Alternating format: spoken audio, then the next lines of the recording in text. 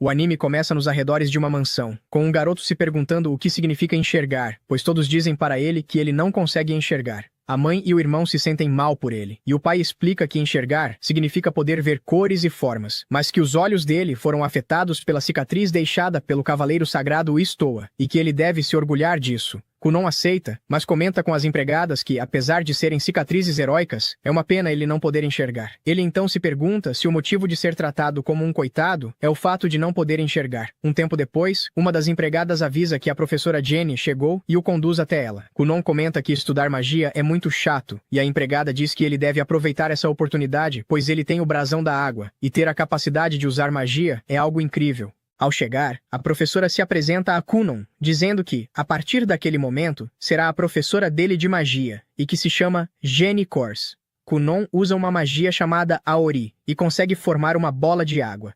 Jenny o elogia, e Kunon pergunta que tipo de magia foi usada. Jenny explica que ele está usando muito bem a magia para produzir água, e que ele fez algo mais ou menos do tamanho de um olho.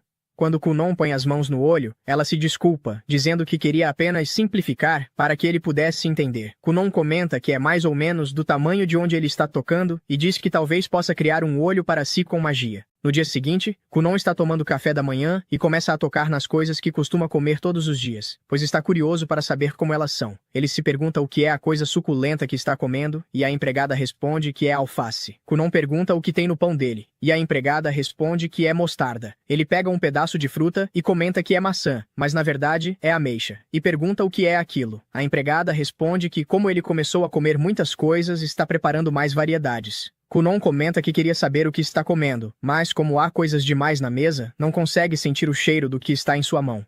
Iko responde que pode ter exagerado um pouco, esfregando uma uva roxa no rosto dele e perguntando se ele consegue dizer o que é.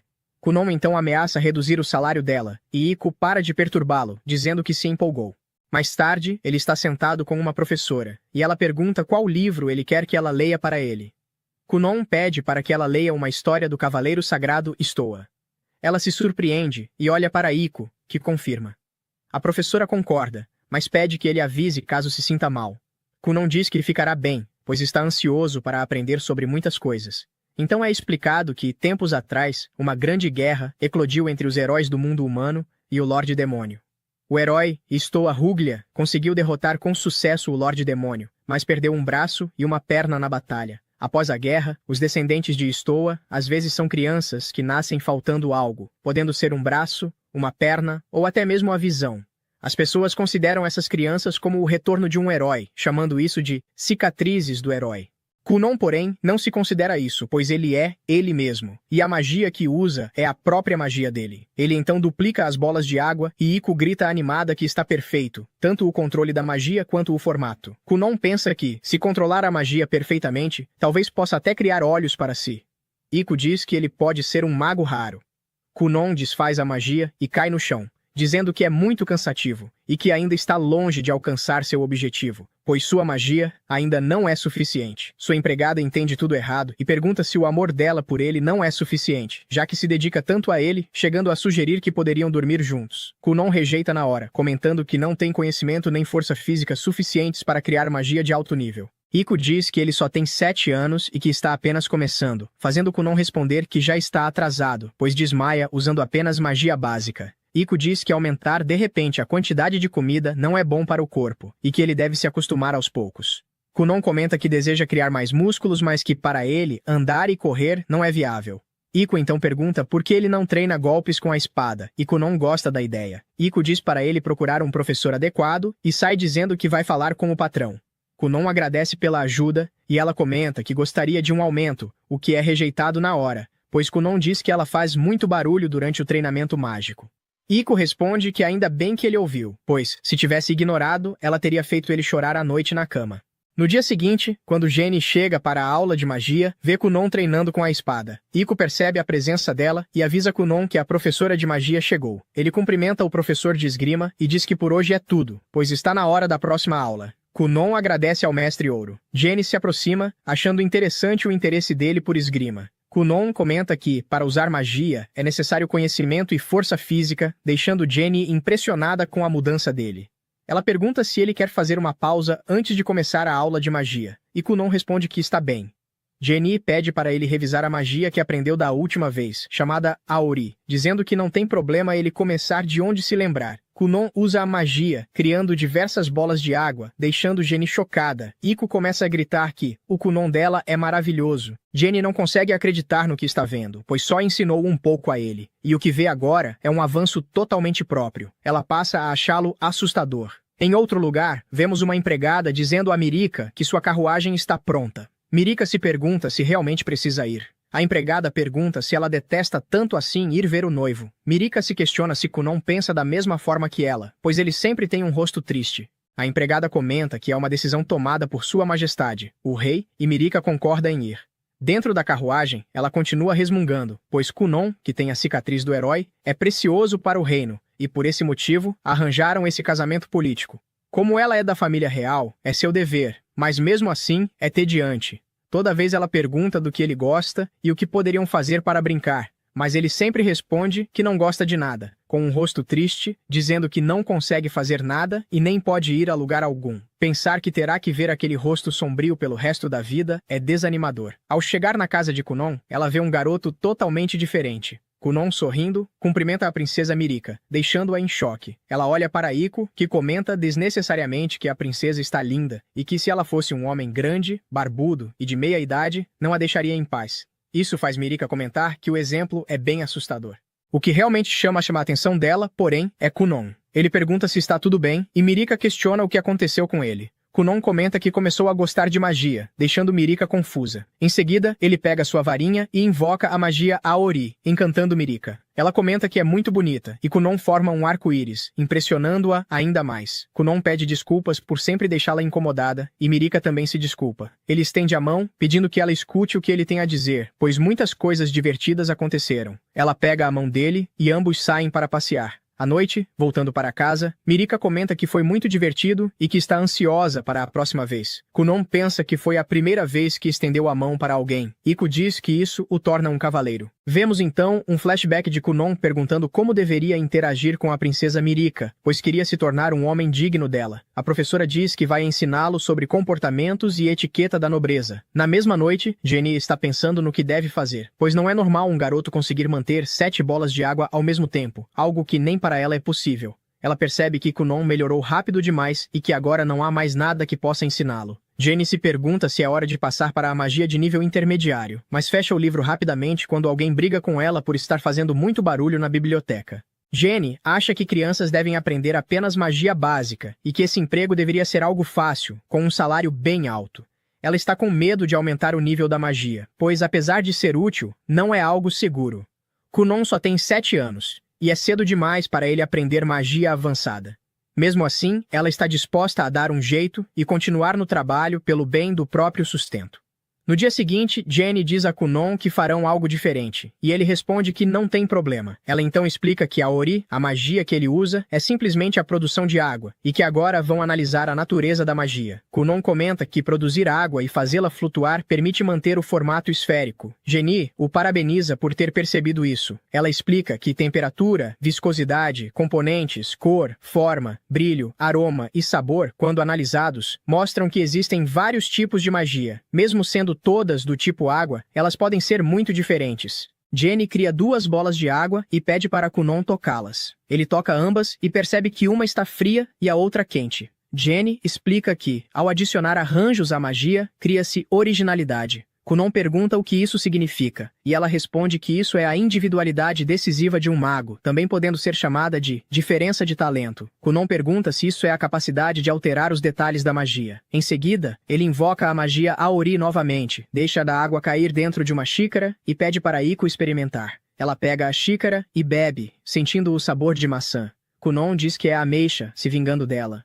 Iko comenta que tem um gosto bom e que é fácil de beber. Jenny fica apavorada, pois ele conseguiu fazer um arranjo que ela passou a noite inteira pensando em como realizar. Em apenas alguns segundos, ela diz que Kunon é capaz de fazer tudo. Kunon comenta que foi bastante difícil e que vai se esforçar ainda mais. À noite, na cama, Kunon pensa que consegue identificar o formato e o aroma das coisas, mas não conhece as cores. Assim, fica difícil perceber mudanças mágicas, e ele conclui que não conseguirá criar um olho. No dia seguinte, Iko pergunta o que Kunon quer beber, e ele pede um chá com leite. Iko pede para ele providenciar água quente, e Kunon faz isso com facilidade, o que surpreende Iko, que comenta que, para alguém que não consegue usar magia, aquilo parece um milagre divino. Ao passar a bola de água por cima das maçãs, Kunon sente algo estranho e se levanta desesperado. Iko pergunta o que aconteceu, e Kunon diz que acha que conseguiu enxergar. Iko fica super animada e diz que se ele estiver mentindo, vai dar um tapa nele.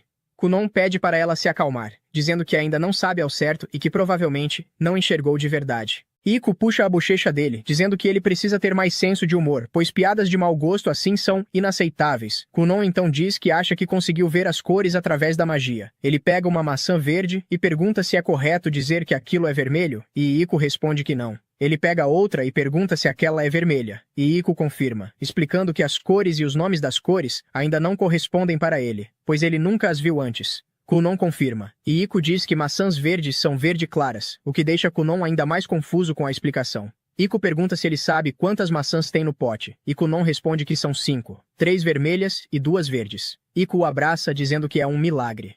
Em seguida, ela vai relatar tudo ao pai de Kunon, que fica surpreso. Iko explica que o alcance efetivo ainda é baixo, mas mesmo assim, ele conseguiu distinguir as cores. Quanto mais perto ele está, melhor consegue enxergar, e o efeito fica ainda mais claro através do toque. O pai pergunta se Kunon consegue ler livros, e Iko confirma, dizendo que ele consegue identificar as cores passando os dedos. Ele ainda não conhece as letras, mas está fascinado por livros e guias ilustrados. O pai se sente aliviado e pergunta por que eles não voltam para a casa principal, já que Kunon está morando separado por não querer que os outros se sintam mal por ele. Iko nega, dizendo que Kunon está prestes a passar por uma grande mudança. O pai concorda, mas pergunta se ela não está se esforçando demais para cuidar dele sozinha. Iko responde que está tudo bem, e o pai comenta que a alegria dela faz bem para o filho. Iko, não perdendo a oportunidade, pede um aumento, que novamente é negado. Nos jardins, Kunon diz que está ansioso para ver a professora Jenny, pois quer que ela avalie sua nova magia. Ele usa a Ori novamente, mas dessa vez a magia é maior e de cor vermelha. Sua mãe, seu irmão e seu pai chegam ao jardim, e ao ver a mãe, Kunon perde o controle da magia, ficando todo molhado. Ao chamar por ela, sua mãe desmaia, deixando Kunon confuso. Iko então explica que vermelho também é a cor do sangue. O pai o castiga, deixando-o sem mesada por 2 meses, e corta o salário de Iko por 3 meses, fazendo-a entrar em desespero e desmaiar. Ao final, vemos Jenny apavorada em um canto, se perguntando até onde esse menino vai chegar e se talvez ele consiga conquistar o maior título da magia, conhecido como o Mago Azul. Kunon agora tem 9 anos, e seu pai, Gurion, começa a se preocupar com a educação dele. Ele chama seu irmão e conta sobre sua intenção de levá-lo para a escola. Gurion explica o plano de colocá-lo na escola de nobres, mas seu irmão demonstra preocupação. Kunon nunca havia saído do castelo desde que nasceu, e ele teme que o garoto tenha dificuldades para se relacionar com outras pessoas fora do palácio. Gorion já havia pensado nisso, e esse é exatamente o motivo de ter ligado primeiro para o irmão de Kunon. Ele implora para que o irmão ajude o garoto na escola e garanta que nada de errado aconteça. Em um flashback, o irmão de Kunon se lembra do dia em que quis sair para brincar com Gurion.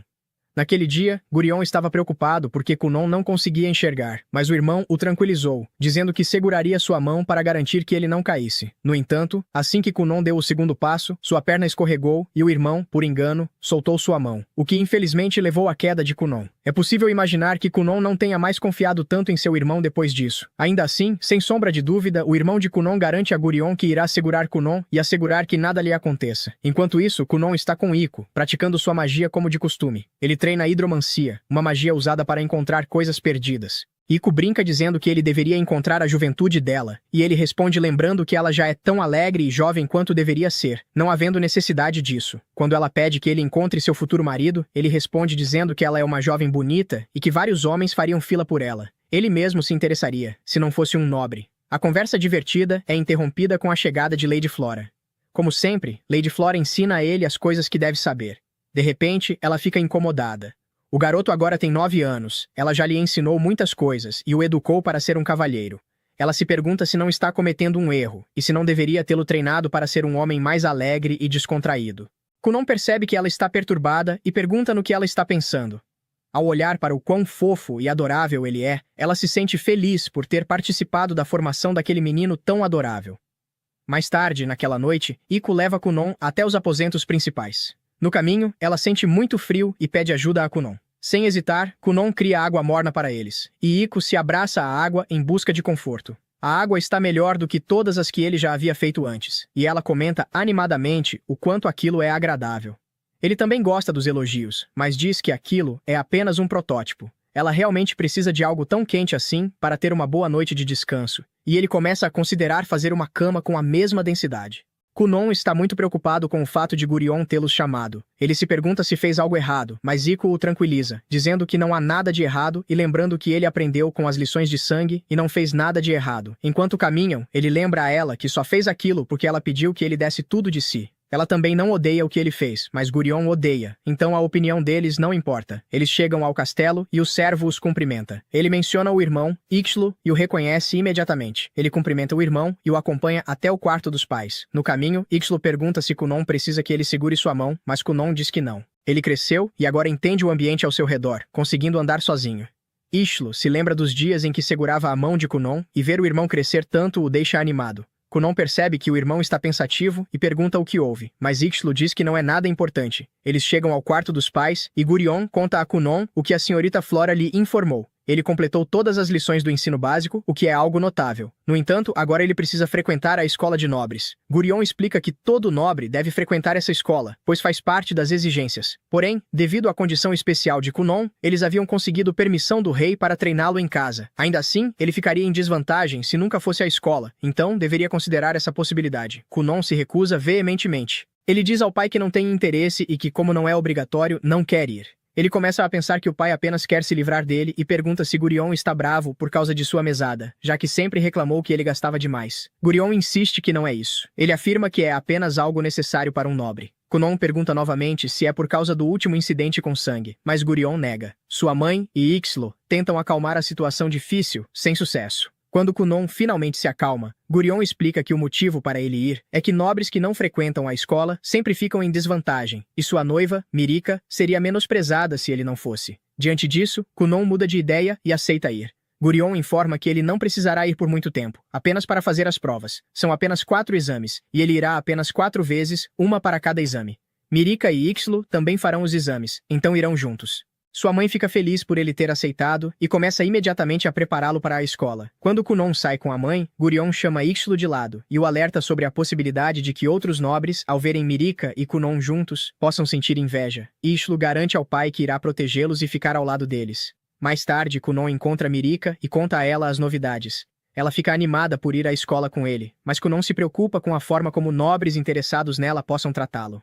Mirika não se preocupa com isso e diz para ele não se inquietar. Isso apenas o faz pensar se ela não é popular na escola. Para tranquilizá-lo, ela diz que é popular sim e que há vários homens atrás dela, em número equivalente aos dedos de uma mão. 5.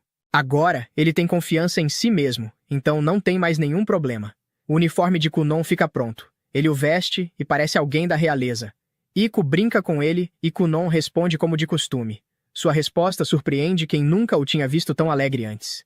Eles entram na carruagem e Kunon usa sua magia da água para estabilizar as rodas durante a viagem, despedindo-se então dos pais. A carruagem parte enquanto sua mãe chora em frente à casa. Dentro da carruagem, Ixlo percebe como a viagem está estável e reconhece que isso é graças à magia de Kunon. Ao ver Ixlo, Kunon entende que o irmão estava preocupado com ele e com sua segurança. Ele diz que agora cresceu e está confiante, então Ixlo não precisa mais se preocupar. Ele se lembra de quando escorregou e caiu quando era criança, e Ixlo segurava sua mão, e admite que o irmão se sentiu extremamente culpado e assumiu toda a responsabilidade pela queda. No entanto, Kunon o tranquiliza, dizendo que sabe que Ixlo não teve culpa. Ele diz ao irmão que naquela época se sentia mal com a vida e queria morrer. Agora, ele já não quer mais morrer. Ele é resiliente e garante que vai viver não importa o que aconteça, mesmo que seja o último humano a morrer. Ixlo fica encorajado ao ver o quão maduro seu irmão mais novo se tornou. Agora, ele nem sabe mais se Kunon é seu irmão mais novo ou mais velho. Ele admite que Kunon mudou e se pergunta se isso é resultado da convivência próxima dele com Iko. Logo eles se aproximam da escola e Kunon percebe primeiro. Ele avisa Ixlo que já estão perto e Ixlo se pergunta como ele percebeu isso tão rápido. Kunon revela que agora consegue sentir a presença de humanos ao redor. Eles chegam à escola e Mirika aparece para recebê-los.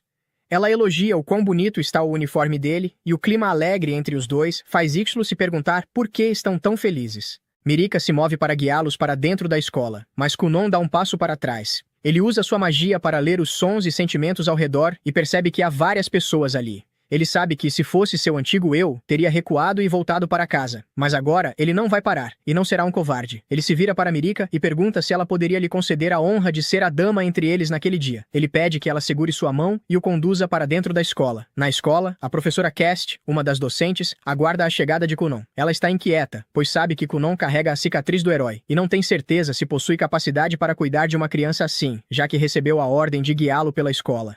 Em meio aos seus pensamentos, ela ouve as alunas comentando, maravilhadas, sobre o quão bonito Kunon é, dizendo que nunca viram uma criança tão bonita assim. Sem se importar com o que os outros alunos diziam, as crianças entram na sala de aula e passam por Cast, que também os observa admirada. Ela volta a si e rapidamente vai ao encontro deles. Ela se apresenta como a responsável por Kunon, e ele a cumprimenta. Ele se curva como uma dama e diz que naquele dia precisa ser uma bela dama. Cast não entende o que ele quer dizer, mas Kunon insiste que, embora biologicamente seja homem, naquele dia será uma mulher. Ela fica confusa, mas não insiste no assunto, já que precisa acompanhá-lo. Kunon se despede de Mirika e Ishlo, dizendo que espera encontrá-los mais tarde para uma refeição. Alguns alunos observam a cena do prédio ao lado. Entre eles está o príncipe Liao, o sexto príncipe do reino e irmão de Mirika. Seus amigos, que também são seus subordinados, comentam sobre Kunon. Ele é a primeira pessoa a nascer com a cicatriz do herói em cerca de 100 anos e recebeu as bênçãos do rei. Eles percebem imediatamente que Liao não está confortável com a conversa, então mudam de assunto para não irritá-lo.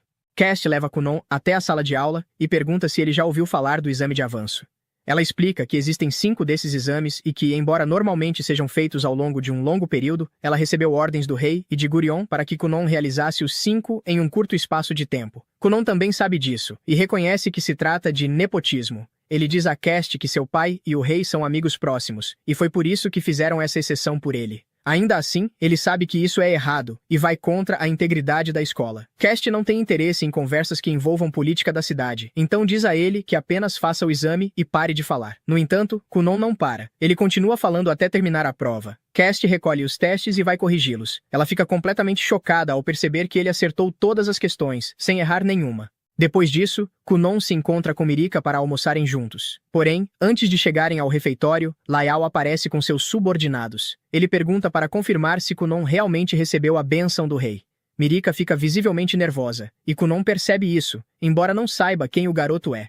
Ishlo também chega e tenta acalmar Liao, mas o príncipe continua causando problemas. Para proteger sua noiva, Kunon pega as águas de um copo próximo e a derrama ao redor das calças de Liao, fazendo parecer que ele se molhou. Em seguida, chama a atenção de todos para o fato de que Liao molhou as calças. Liao nega, mas as evidências falam por si, então ele vai embora com seus amigos, envergonhado e furioso. Tanto Mirika quanto Ishlo sabem que foi Kunon quem fez aquilo. Ishlo olha para ele com desconfiança, mas Kunon apenas diz que eles deveriam ir comer. Durante a refeição, Kunon pergunta quem é Liao e fica chocado ao descobrir que ele é seu futuro cunhado. Ele se pergunta se irmãos podem ser cruéis com seus próprios irmãos, já que o seu próprio irmão nunca foi assim, e se surpreende ao descobrir que existem irmãos que não se importam com os irmãos. Ele fica apenas feliz por Ishlo ser seu irmão e por ele se importar tanto com ele. Ishlo, no entanto, fica preocupado com o fato de terem provocado alguém tão importante, mas Mirika diz que Kunon é assim mesmo. Ishlo apenas espera que eles não se metam em mais problemas. Kunon, por sua vez, parece estar se divertindo bastante. Só resta torcer para que ele não pise em mais calos. No refeitório,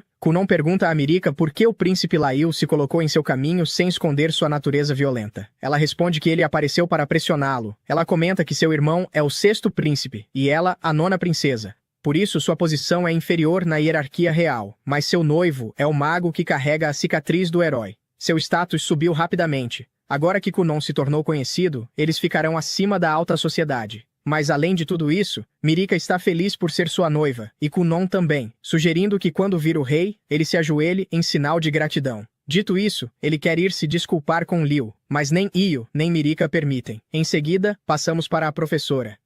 É comentado que hoje é o último exame de Kunon, então ele deverá aprender a modificar a textura da água.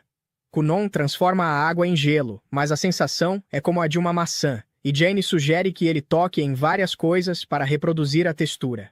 Mais tarde, vemos Kunon tocando um cavalo. Yu acha isso estranho, mas nesse momento Mirika chega. Kunon comenta que por ser o último dia em que poderá ouvir sua voz, sente como se seu mundo estivesse se enchendo de tristeza. Mirika diz ao exagerado Kunon que eles ainda não vão embora até o entardecer, tirando sua tristeza em 1 segundo. Depois disso, os 3 vão fazer o exame final. Kunon se empolga por sentir que está em uma escola de verdade, embora também fique triste por não estar com sua professora. Ela diz que estará observando e lhe deseja boa sorte. Fica claro que Kunon e a professora têm mais confiança um no outro. O protagonista responde que isso foi por causa dos exames. Ela conta que se tornou professora para seguir o homem que amava em uma escola de nobreza. No entanto, o homem reprovou no exame e ela acabou ficando sozinha. Os outros dois não entendem como uma professora pode contar sua vida a um aluno. E justamente nesse momento outro aluno fala com Mirik, pedindo que lhes apresente Kunon. Com toda a cavalheirismo, Kunon se apresenta como o noivo da princesa Mirika Uglia e irmão mais novo de Isha. Com isso, ele se sente mais aliviado ao saber que seu irmão e sua noiva têm amigos, já que ninguém falava com eles. Porém, Mirika explica que, se era vista sozinha, era para poder passar mais tempo com ele, então pediu um pouco de paz a seus amigos. Como Kunon não sabia disso, agradece a consideração da princesa, mas admite que também estava preocupado.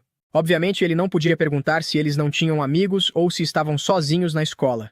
Assim, fica feliz por seu irmão não estar sozinho e por a princesa ter amigos. Caso contrário, teria que consolá-los comparando a solidão deles com a sua própria situação, dizendo que está tudo bem não ter amigos. Tanto drama deixa todos sem palavras, mas Mirik entende que para ele não faz diferença não ter amigos. Kunon confirma e menciona que os humanos se dão bem sozinhos, o que deixa a sala intrigada. Por outro lado, Layla é informado de que já é hora do exame. Ele ordena que o esperem, mas seus subordinados duvidam que, mesmo sendo príncipe, a professora decida aguardá-lo. Afinal, trata-se do exame final. É então que o sino toca. Os alunos se sentam em seus lugares. Nosso protagonista estava prestes a ser guiado por Mirik, mas nesse momento Liu aparece para separá-los. As pessoas começam a murmurar. Lail percebe isso, e lembrando-se do que as criadas do castelo diziam sobre ele, enfurece-se, pois ninguém ousa dizer isso na sua cara. No entanto, de repente, Kunon segura sua mão e se apresenta a ele. Todos se surpreendem. Lail exige que o solte, mas Kunon se agarra como uma tartaruga mordedora, dizendo que ele é seu cunhado. Portanto, o adequado é se conhecerem. Assim, vemos os dois se debatendo, e Kunon deixa claro que não lhe deu permissão para tocá-lo. Kunon destaca o quão viril ele parece e acrescenta que, ao tocá-lo, pode supor que seu rosto é muito másculo. Ele garante que, se seus olhos pudessem ver, teria contemplado tanto seu rosto que faria um buraco de tanto encarar. Isso deixa Liu corado. Todos começam a rir. O loiro, envergonhado, pede a Kunon que o solte. Kunon o solta, e então todo o problema termina. Durante o exame, vemos que o príncipe parecia um pouco pensativo, mas ao final, após avaliar as provas, a professora anuncia que todos passaram. Sendo assim, Kunon volta para casa. Ele se despede de todos os colegas e até da professora, a quem oferece a mão de seu irmão. Isso é observado por Liu, que com um sorriso, comenta com seus companheiros para irem para outro lugar. Voltando às práticas de magia, Jenny pede que Kunon faça um redemoinho. Primeiro, Kunon cria uma esfera de água e a faz girar. Depois, pedem que ele interrompa o impacto e o divida em 10. E com esforço, Kunon consegue. Também pedem que ele a tinga de vermelho, verde e amarelo, além de alterar a textura, conseguindo fazer tudo sem problemas. Jenny o parabeniza, dizendo que foi magnífico. Antes de ir embora, Kunon pede um momento mencionando que fez uma modificação ao adicionar forma e temperatura à textura. Assim vemos Kunon dar forma de ave a uma esfera, que então sai voando. Jenny fica surpresa, cai no chão e diz que tudo acabou. Pouco depois, vemos os dois tomando chá. Jenny quer conversar sobre algo. Kunon pensa que deve ser o jantar para celebrar sua formatura e avisa que ela também está convidada. Ela comenta que não é sobre isso, mas que a graduação é um bom momento para dizer a verdade, perguntando se ele está mentalmente preparado, pois precisa contar algo muito impactante. Vemos Kunon preocupado com isso e tomando um gole de chá. Antes de continuar, Jenny pede que Iko se retire. Quando ela sai, Kunon aperta o punho, dizendo que é repentino demais, imaginando que Jenny seja uma deusa do céu noturno e que precise ir embora para voltar ao seu mundo. Jenny gosta da história, mas não é isso. A verdade é que ela já não tem mais nada a ensiná-lo. Confessa que há algum tempo já não tinha nada novo para ensinar. Ela já lhe ensinou tudo sobre a magia elemental que não servia para ataque. Agora, Kunon até mesmo domina a magia melhor do que ela. Basta aprender um novo feitiço para superá-la. Kunon se levanta dizendo que isso não é verdade. Ele confessa que gostava das artimanhas e truques que ela usava para ensiná-lo. Mesmo quando ela só tentava instruí-lo com sua magia, Jenny percebe que Kunon já havia notado seu desespero, o que a deixa mais tranquila.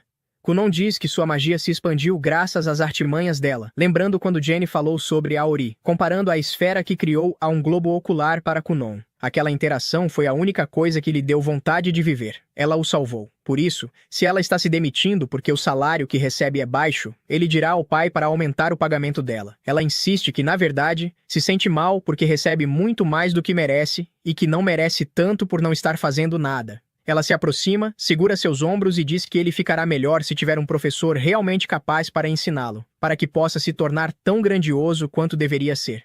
Quando ela se ajoelha para se despedir, todos os animais de água que ele havia criado também tocam seu corpo, tentando persuadi-la a ficar, mas ela não quer ficar. Ela diz que aqueles pequenos truques já não o ajudarão mais. Mesmo assim, ele insiste que esses pequenos truques são exatamente o que ele quer e precisa.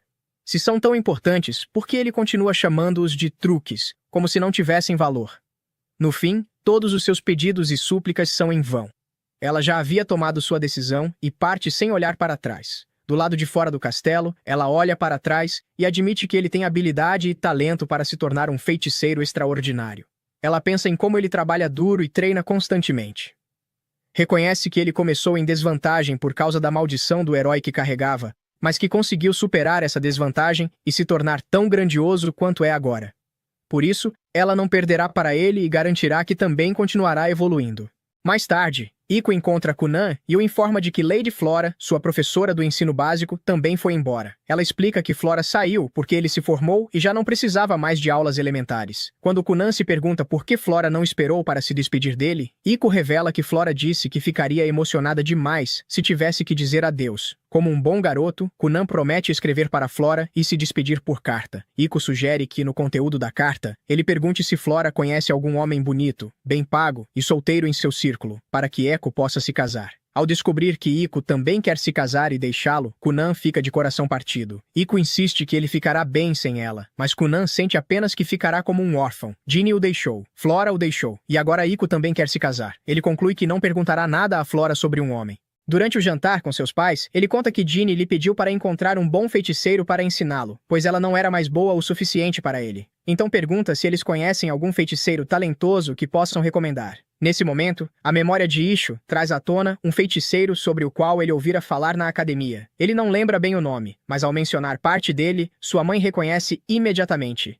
Zeone, o feiticeiro real. Kunan quer Zeone como seu mestre na mesma hora, e pede a Gurion que o chame. Gurion o interrompe, dizendo que Zeone é um feiticeiro real. Feiticeiros reais respondem apenas ao rei e aos membros da família real. Nenhum outro nobre pode ter acesso a eles, muito menos levá-los ao próprio castelo.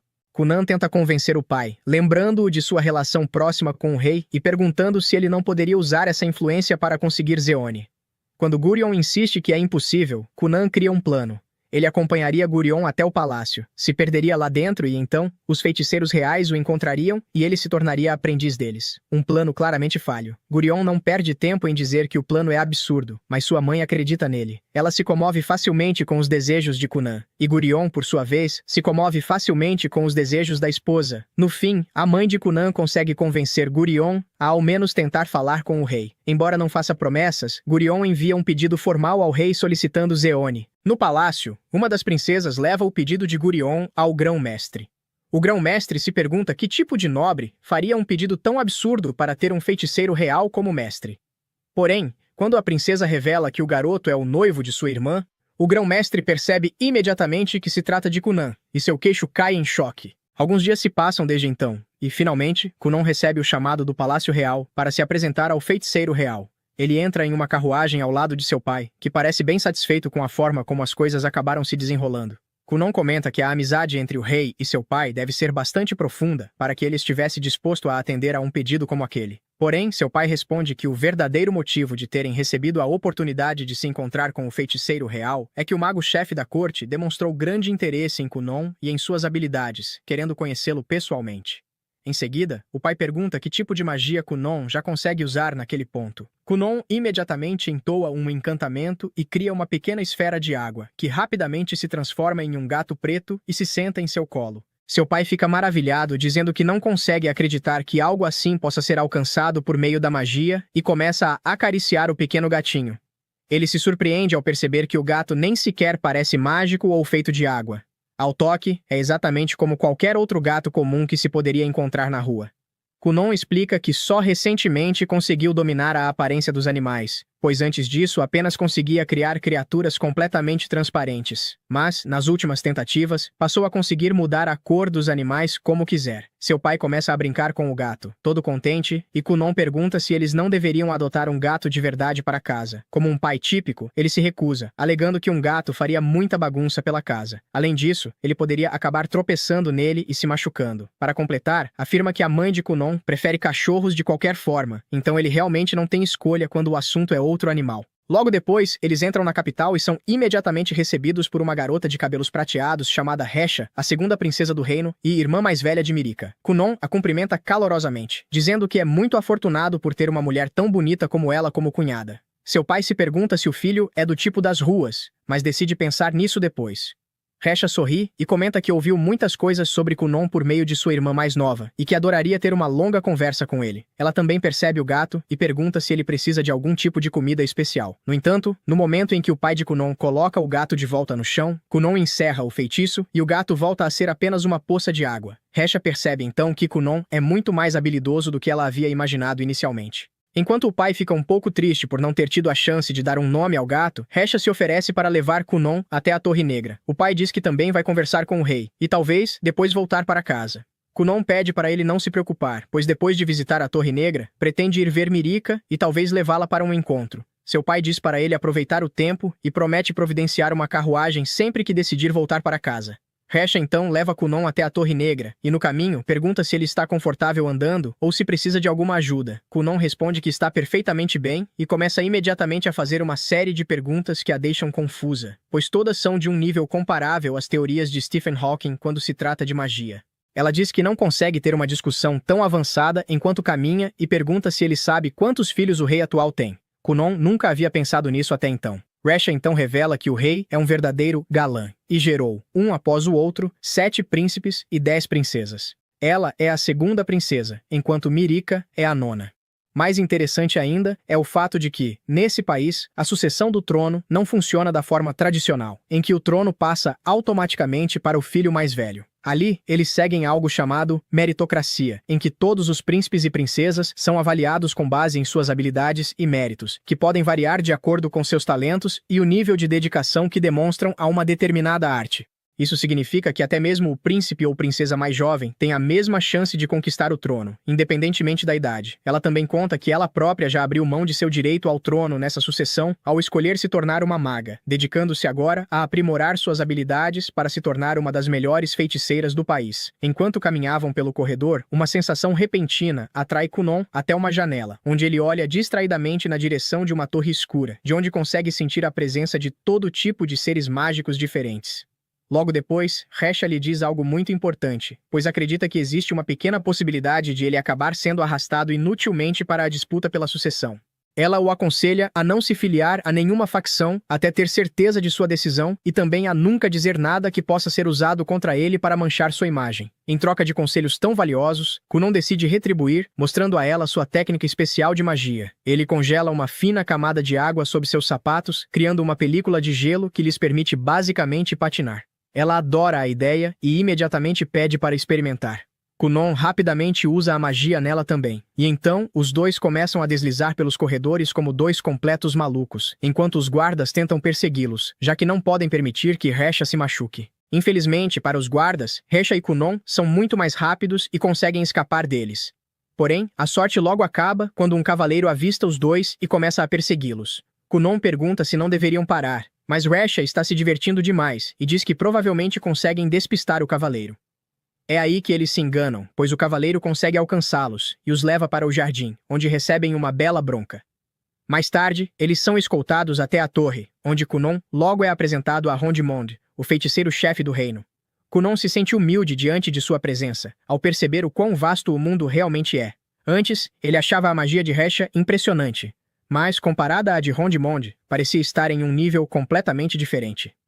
Rondimonde pergunta imediatamente se ele nasceu com um brasão de água e Kunon responde que sim, admitindo em seguida que não entende muito bem como esses brasões funcionam. Rondimonde explica que existem 7 tipos diferentes de brasões que os magos podem possuir, cada um relacionado à sua afinidade mágica: fogo, água, terra, vento, luz, trevas e trovão. Além disso, cada brasão possui uma classificação em estrelas, que vai de 1 a 5, o que faz com que as 2 estrelas de Kunon sejam algo relativamente comum. Hesha comenta que ela também é uma maga do vento de 2 estrelas. Kunon entende imediatamente e diz que consegue sentir isso, comparando a si mesmo e a Hesha a queijos processados comuns, enquanto Rondimonde seria como uma roda artesanal de parmesão envelhecido. Rondimonde concorda com a descrição e revela que, na verdade, é um mago de 4 estrelas. Logo depois, Rondimonde os leva até o campo de treinamento abaixo e avisa que vai testar um pouco as habilidades mágicas de Kunon para avaliar seu potencial. Kunon fica um pouco intimidado, imaginando se isso significaria que um mago real estaria disposto a se tornar seu tutor caso ele passasse no teste. Porém, ele não tem muito tempo para pensar nisso, pois Rondimonde chama imediatamente um estudante mais velho, que também é um mago real, e pede que ele demonstre sua magia de água. O mago entoa o encantamento, e de imediato várias gotas de água mágica surgem no ar, formando um padrão brilhante e belo. Rondimonde então se vira para Kunon e diz para ele superar a magia do rapaz com a sua própria. Kunon se lembra do que Jen sempre lhe dizia, que ele não apenas conseguia criar água, mas também manipular a água já existente no ambiente. Até então, isso nunca havia sido um problema para ele, mas ele nunca tinha tentado assumir o controle da água criada por outro mago. Ele percebe que Rondimonde criou, sem esforço algum, um desafio que nem ele, nem Jen haviam considerado antes, e agora teria que lidar com isso no improviso. Mesmo assim, Kunon decide tentar, e imediatamente tenta arrancar o controle da magia do mago de cabelos prateados. No início, ele acredita que vai funcionar, mas logo encontra um obstáculo, pois as gotas de água começam a resistir, já que o outro mago consegue manter o controle delas com facilidade. Rondimonde observa com grande interesse o que vai acontecer a seguir. Kunon, porém, não é do tipo que desiste facilmente, então dá tudo de si e usa toda a sua resistência para tentar assumir o controle. Para surpresa de todos, Kunon consegue arrancar 2 das esferas de água das mãos do mago, altamente treinado e experiente, antes que Rondimonde decida encerrar o teste. Kunon cai de joelhos, ofegante, enquanto o mago de cabelos prateados admite sinceramente que jamais imaginou que um simples garoto fosse capaz de tirar 2 de suas esferas de água. Ele então se vira para Rondimonde e diz que estaria disposto a aceitar Kunon como seu discípulo, mas imediatamente outros magos começam a se manifestar, dizendo que eles também gostariam de tê-lo como aprendiz. Rondimonde manda todos ficarem quietos, pois ainda quer ver do que Kunon é capaz, e pede que ele crie algo que tenha imaginado. Kunon imediatamente cria um trampolim usando sua magia de água, e Rondimonde começa a pular em cima dele, se divertindo como uma criança. Os outros magos se alinham, querendo experimentar também, curiosos para entender como aquilo funciona e se conseguiriam reproduzir a técnica. Rondimonde, no entanto, diz a Kunon que quer que ele passe a noite no castelo para que possam ver o que mais ele é capaz de fazer. Kunon responde que, infelizmente, ele já tem um encontro marcado com Mirika, e precisa levá-la para jantar naquela noite. Nesse momento, Hesha pergunta se ele consegue criar outros animais com sua magia, ou até mesmo humanos. Kunon responde que consegue fazer ambos e imediatamente cria um boneco humano feito de água, no formato de sua criada. A técnica ainda não está perfeita, então a figura fica um pouco translúcida, e ele também não ajustou bem os movimentos, o que ainda é um problema por enquanto. O mago de cabelos prateados pergunta se os bonecos conseguem fazer alguma coisa, e Kunon conta sobre a vez em que tentou fazê-los voar, mas a ideia não foi bem recebida, pois o boneco parecia muito bobo enquanto fazia isso. Rondimonde se interessa imediatamente e Kunon é forçado a demonstrar. Ele começa a brincar com o boneco, fazendo-o subir e descer no ar repetidas vezes, assustando metade das pessoas no castelo. Isso faz com que ele leve mais uma bronca, e todos acabam tendo que se desculpar novamente. Logo o sol se põe, e Rondimonde diz a Kunon que ele passou com sucesso nos testes, e que pessoalmente designará um feiticeiro para ajudá-lo a aprender a usar sua magia de forma mais eficiente. Kunon fica radiante de alegria e vai contar a novidade ao pai, que fica irritado ao saber que recebeu reclamações sobre o filho 2 vezes em poucas horas, e o repreende por ser irresponsável com sua magia. Pouco depois, seu pai parte de volta para a mansão, deixando Kunon para trás com Hesha, que percebe que ele precisa ir ao encontro de Mirika ou acabará se atrasando para o jantar. Hesha diz que eles terão que usar magia para chegar até Mirika a tempo. Assim, decidem fazer um pequeno experimento. Kunon cria uma bolha de água, e Hesha usa sua magia do vento para impulsioná-los para frente, como se estivessem em um tapete mágico de Aladdin, voando pelos céus, e chegando perto dos aposentos de Mirika em pouquíssimo tempo. Infelizmente, Hesha se esquece de diminuir a magia gradualmente, e a corta de uma vez, fazendo com que os dois caiam. Eles acabam sendo pegos pelo Cavaleiro Dário pela 3ª vez no mesmo dia, que está bastante irritado e mais uma vez lhes dá um longo sermão. Enquanto isso, Mirika continua nervosa por causa do encontro. Para a criada, isso é compreensível, já que é o primeiro encontro dela, até que avisam que Kunon já chegou. Laura vai contar a Mirika que estava fingindo manter a postura, mas assim que ouve falar de Kunon, sai dando pulinhos de alegria. Já na entrada, o protagonista a cumprimenta de forma cavalheiresca. Ele comenta que, na escola, foi muito bem escoltado. No entanto, agora é a vez dele escoltá-la. E então toma sua mão. Nesse momento, Laura espreita pela porta para conhecer Kunon. Depois disso, eles chegam ao restaurante. Lá dentro, Kunon faz um brinde à beleza de Mirika. Laura percebe o quão cavalheiresco o protagonista é, entendendo como ele conseguiu conquistar Mirika. A princesa pergunta como foi na Torre Negra. Kunon conta que conheceu sua irmã Raisha e pessoas incríveis, especialmente a magia do grande mestre Queijo Azul. Ele também diz que passou na prova, embora ainda não saiba quem será seu instrutor, mas que tudo sairá tão perfeito quanto as unhas de Mirika. Ele menciona que ouviu muitas histórias, mas que as delas são ainda mais fascinantes. Elas brilham como um espantalho em um trigal balançado pelo vento. Kunon usa tantas referências estranhas que Mirika começa a achá-lo esquisito. Ainda assim, se Mirika está feliz, nada mais importa. Nesse momento, Kunon se dirige diretamente a Mirika. Ele comenta que esse jantar é o máximo que pode oferecer agora, mas que, quando se casarem, poderão viver assim sempre, e que deseja caminhar junto com ela no futuro. Essas palavras conquistam os ajudantes, e Laura, que passam a chamar Kunon de um garoto formidável. E quando o jantar termina, vemos Mirika se debatendo em sua cama por causa de Kunon. Na manhã seguinte, o protagonista estava trabalhando. Então Iko o chama para ajudá-la a lavar roupas usando sua magia de água. Ela comenta que ele estava fazendo uniforme, mas Iko o repreende por ficar trancado desde que voltou, dizendo que o trabalho de uma criança é tomar sol para crescer. Kunon percebe que é mais baixo que Iko e pergunta se as mulheres gostam de homens altos. Iko responde que algumas sim, mas que ela gosta de Kunon sendo alto ou baixo. Kunon até ia comentar o que gosta nela, mas acha que estaria traindo Mirika. Então Iko o chama de mulherengo. Depois de lavarem tudo, Kunon pergunta a Iko se não chegou nenhuma carta para ele. Como ela diz que não, ele imagina que ainda não decidiram quem será seu mestre. Nesse ponto, vemos Victor procurando Shan. Como ele não responde, Victor vai até seu escritório, desejando sair vivo. Ao entrar, vê muitas folhas empilhadas e Aion despertando do chão. Victor avisa que o grande mestre o está chamando, e ele abre os olhos. De volta à casa de Kunon, ele está alegre por finalmente ter um novo professor.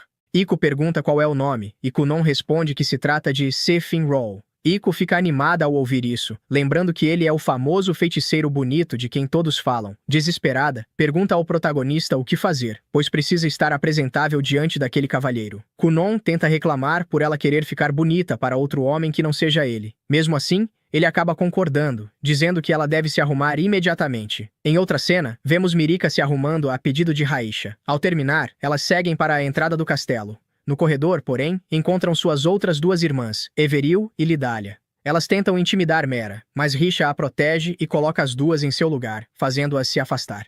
Sem mais distrações, as duas continuam a conversa. Risha está irritada por não ter sido escolhida como mestra de Kunon, perguntando-se por que tiveram que escolher aquele sujeito. Voltamos então ao protagonista, que está tranquilo tomando chá, enquanto Iko está extremamente nervosa. Nesse momento, chega a carruagem, da qual desce a princesa Mirika. Como de costume, Kunon a recebe com muitos elogios. Em seguida, Zeonli também desce da carruagem, e ao vê-lo, Iko começa a saboreá-lo mentalmente. Kunon, por sua vez, sente aquele maná tão denso e o compara ao mel, compreendendo sua força. Ele se apresenta a Zeonli e pergunta se poderia chamá-lo de Mestre Mel. Zeonli o proíbe, deixando claro que ele deve chamá-lo de Senhor, e que ele nem sequer aceitou ser seu instrutor de magia. Na verdade, ele nem queria ter vindo. Kunon entende que ele foi obrigado pela hierarquia da sociedade, e comenta lamentando que essas coisas acontecem.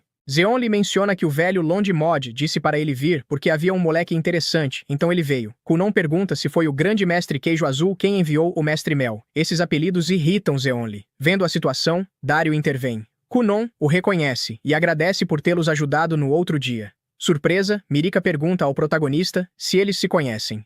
Kunon responde que, mais do que conhecidos, eles passaram por 3 situações peculiares e muda de assunto, perguntando se Son Seon-Lee é bonito, sussurrando que realmente é. Mirika fica surpresa. Afinal, Kunon não enxerga, então não sabe o que é ser bonito. Isso irrita Zeonli, que pergunta se ele está rindo dele. Kunon responde que claro que não, o que faz Zeonli achar tudo ainda mais estranho. Assim, eles vão se conhecendo melhor. Kunon agradece a Mirika por trazer Zeonli, mas confessa que também queria vê-la, sua noiva. Kunon responde da mesma forma, mas Zeonli interrompe o flerte para que tenham uma conversa divertida sobre magia. Pelo sorriso que ele faz, Dario comenta que parece querer zombar de Kunon, enquanto Iko se perde em seu olhar. Zeonli pergunta se Kunon sabe o que é superposição. Kunon responde que os feitiços são liberados a partir de círculos desenhados com maná, e que a superposição é duplicar esse círculo. Então Zeonli pergunta quantas ele consegue usar. Com humildade, Kunon responde que 31. Isso surpreende Zeonli, mas ele afirma que consegue chegar a 50. Kunon acha isso incrível e pergunta como ele fez. Zeonli também quer saber como Kunon superou o muro das 20 camadas. Kunon explica que sobrepôs os emblemas e que descobriu isso sozinho, embora com muitas tentativas e erros. Isso continua surpreendendo Zeonli, que se lembra de quando Victor e Raisha o confrontaram para que fosse o mestre de Kunon, mesmo ele não tendo querido vê-lo quando veio antes. Ele responde que só veio porque o mestre achou Kunon interessante. Victor e Raisha comentam o quão talentoso Kunon é, além dos truques que faz com sua magia. Agora, ao conhecê-lo pessoalmente, Zeonli entende por que houve tanto alvoroço em torno de Kunon, afirmando que ele é um prodígio. Depois disso, pede que Kunon mostre o que sabe fazer. No entanto, Kunon quer aprender como chegar a 50 camadas, mas Zeonli diz que seria perda de tempo ensiná-lo algo que ele ainda não é capaz de fazer. Portanto, se quiser aprender, deve demonstrar seu valor e depois implorar para que o ensine. Ao ouvir isso, Mirika comenta que Kunon jamais faria algo assim, mas ele imediatamente começa a implorar para que o ensine, ainda por cima, o elogiando. Diz que quer ver sua generosidade e carinho, além de seu lado solitário. Afirma que fará qualquer coisa se ele o ensinar a usar 50 camadas. Embora tenha pedido isso, Zeonli acaba se sentindo desconfortável e esclarece que Kunon não o chama de mestre porque ele ainda não aceitou. Mesmo assim, ele mostrará o quão impressionante é. Dizendo isso, menciona que possui o emblema de 3 estrelas de terra, então cria um muro de terra e ordena que Kunon o destrua. Também pede que ele crie uma cama de água para que possa observar. Mas ao tocar a cama, Zeonli fica encantado com o quão macia ela é e acaba até dormindo. Enquanto Kunon toca o muro, percebe que ele é macio, mas que o maná o torna duro. Ele se lembra das explicações de Jane sobre magia. Os emblemas criam círculos mágicos, que são configurados para formar feitiços, servindo como base para cada um. A superposição é o número de vezes que esses círculos são divididos e reconstruídos. E esse número indica o nível e a originalidade da magia. E aquele muro é uma obra-prima de 40 camadas.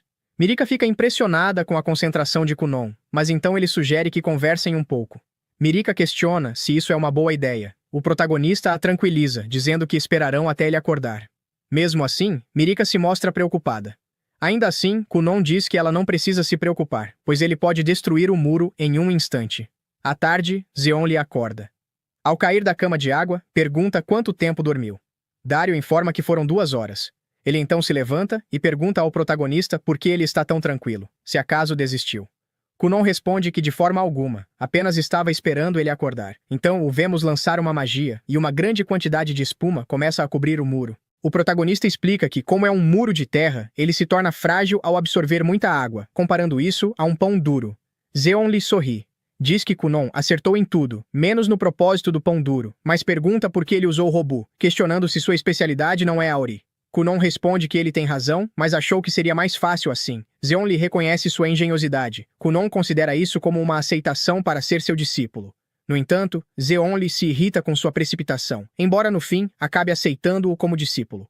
Kunon comemora essa conquista com sua noiva, o que claramente irrita Zeonli. Então ele deixa claro que, a partir de agora, ele, o mestre, terá mais prioridade do que a noiva, pois Kunon terá muito a aprender e participará de seus experimentos. Dito isso, ele pergunta a Mirika o que ela fará, já que, enquanto Kunon continua crescendo e acumulando sucesso, as mulheres começarão a disputar por ele. Mirika entende o que ele quer dizer e começa a tremer ao imaginar ser afastada dele. Kunon percebe isso e pede que Zeonli não trate Mirika dessa forma. Ele o confronta, dizendo que ele fala isso, mas na verdade gosta de provocar as garotas. Diz que ele é do tipo que só percebe quando já é tarde demais, provocando as garotas de quem gosta, para depois vê-las sendo conquistadas por outros. Todas essas palavras, afiadas como lâminas, atingem diretamente o coração e a mente do pobre Zeonli. À noite, vemos Mirika olhando pela janela, pensando no que o mestre disse, pois sabe que ele tem razão, e que se continuar assim, logo ela e Kunon serão separados. No dia seguinte, Zeon chega mais uma vez acompanhado da princesa Mirika e imediatamente chama Kunon, dizendo que ele é o garoto mais sortudo do mundo por ter o privilégio de ser treinado pelo melhor mago de todo o reino. Kunon, que a essa altura já é um mestre em puxar saco, começa a bajular Zeon na hora, afirmando que ele com certeza é o mais sortudo do mundo por ser treinado pelo homem mais bonito do reino. Zeon parece satisfeito, sorri e diz que o trabalho de hoje será pesado, e que Kunon não deve esperar que ele pegue leve. Kunon começa a atuar como se estivesse em uma novela, segurando a cabeça e dizendo que se Zeon pegasse leve com ele, pensaria que seu mestre não o ama mais. Zeon fica um pouco incomodado com o pequeno pervertido, manda ele se comportar e o leva para dentro. No entanto, assim que entram na sala, a empolgação de Kunon desaparece quando ele percebe que o trabalho do dia será copiar os memorandos que Zeon criou, transformando-os em documentos adequados, com boa caligrafia. Kunon sabe que isso é basicamente o trabalho do próprio Zeon, que é preguiçoso demais para fazê-lo e está empurrando tudo para ele, justamente quando Kunon estava animado para aprender todos os tipos de magia naquele dia. Mas infelizmente, ele não tem escolha e aceita o trabalho. Zeon se vira para o resto do grupo e manda todo mundo cair fora, dizendo que aqueles documentos são segredos nacionais que ninguém além dele pode ler. Kunon pede desculpas a Mirika e promete terminar o trabalho logo para voltar até ela.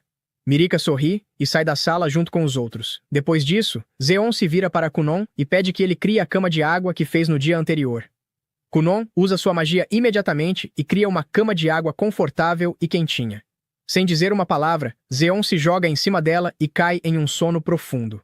Kunon solta um suspiro e começa a trabalhar, enquanto Mirika leva Aiko para o gazebo do lado de fora e conta que, nos últimos dias, tem tentado aprender a lutar com espada, mas pede que ela não revele isso a Kunon ainda. Aiko fica surpresa, já que não é comum princesas aprenderem esgrima, mas concorda em manter segredo. Mirika logo se prepara, pega sua espada de madeira e entra na arena para enfrentar Dario. Eles começam a duelar, e fica claro que Mirika começou a treinar recentemente, mas está progredindo rápido, pois quer se tornar boa o suficiente para Kunon. Ela sabe que ele carrega a cicatriz de herói, o que significa que ficará extremamente famoso, e sente que precisa igualá-lo com suas próprias habilidades e talentos para que ambos sejam vistos como iguais aos olhos de todos. De volta à sala, Kunon continua decifrando as letras dos pergaminhos antigos e vive travando, pois a escrita neles é simplesmente horrível, dificultando saber o que é uma letra e o que é um diagrama. Enquanto lutava para entender um dos memorandos, Zeon acorda de seu cochilo, aparentemente totalmente revigorado.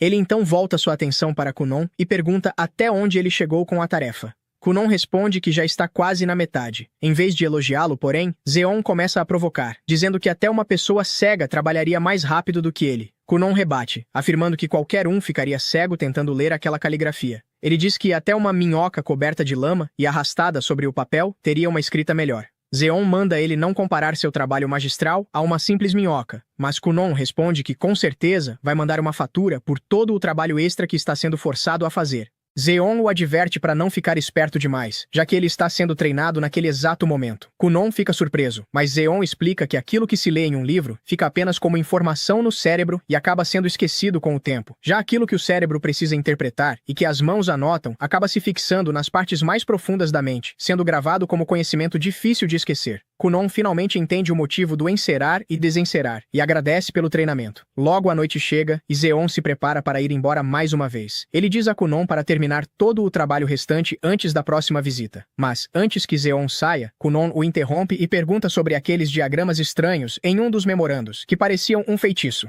Zeon pensa um pouco e percebe que seria mais fácil mostrar do que explicar. Então diz para Kunon visitá-lo na capital da próxima vez, que ele lhe mostrará.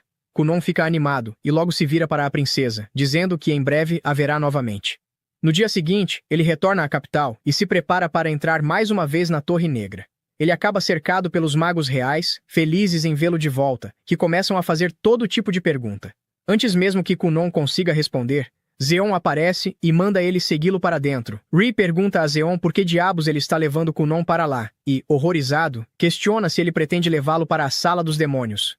Zeon nem se dá ao trabalho de explicar e manda Kunon criar a cama de água, que funciona perfeitamente, colocando todos os estudantes curiosos para dormir. Eles voltam a caminhar, e no caminho, Zeon pergunta se Kunon sabe algo sobre armas mágicas. Kunon responde que armas mágicas são armas especiais capazes de canalizar a magia de seu usuário. Zeon concorda com a cabeça e explica que existem magos especializados cuja única função é criar armas mágicas para os magos reais. Com isso, ele abre a porta de seu escritório e revela uma sala inteira coberta de poeira e pergaminhos. Kunon fica maravilhado e empolgado, começando a folhear os pergaminhos com entusiasmo, encontrando um feitiço novo atrás do outro, todos inéditos para ele. Ao vasculhar um dos montes, ele encontra um livro de magia especial, acessível apenas a um grupo seleto de magos reais, e declara que vai usar o poder do nepotismo para conseguir acesso a esse livro.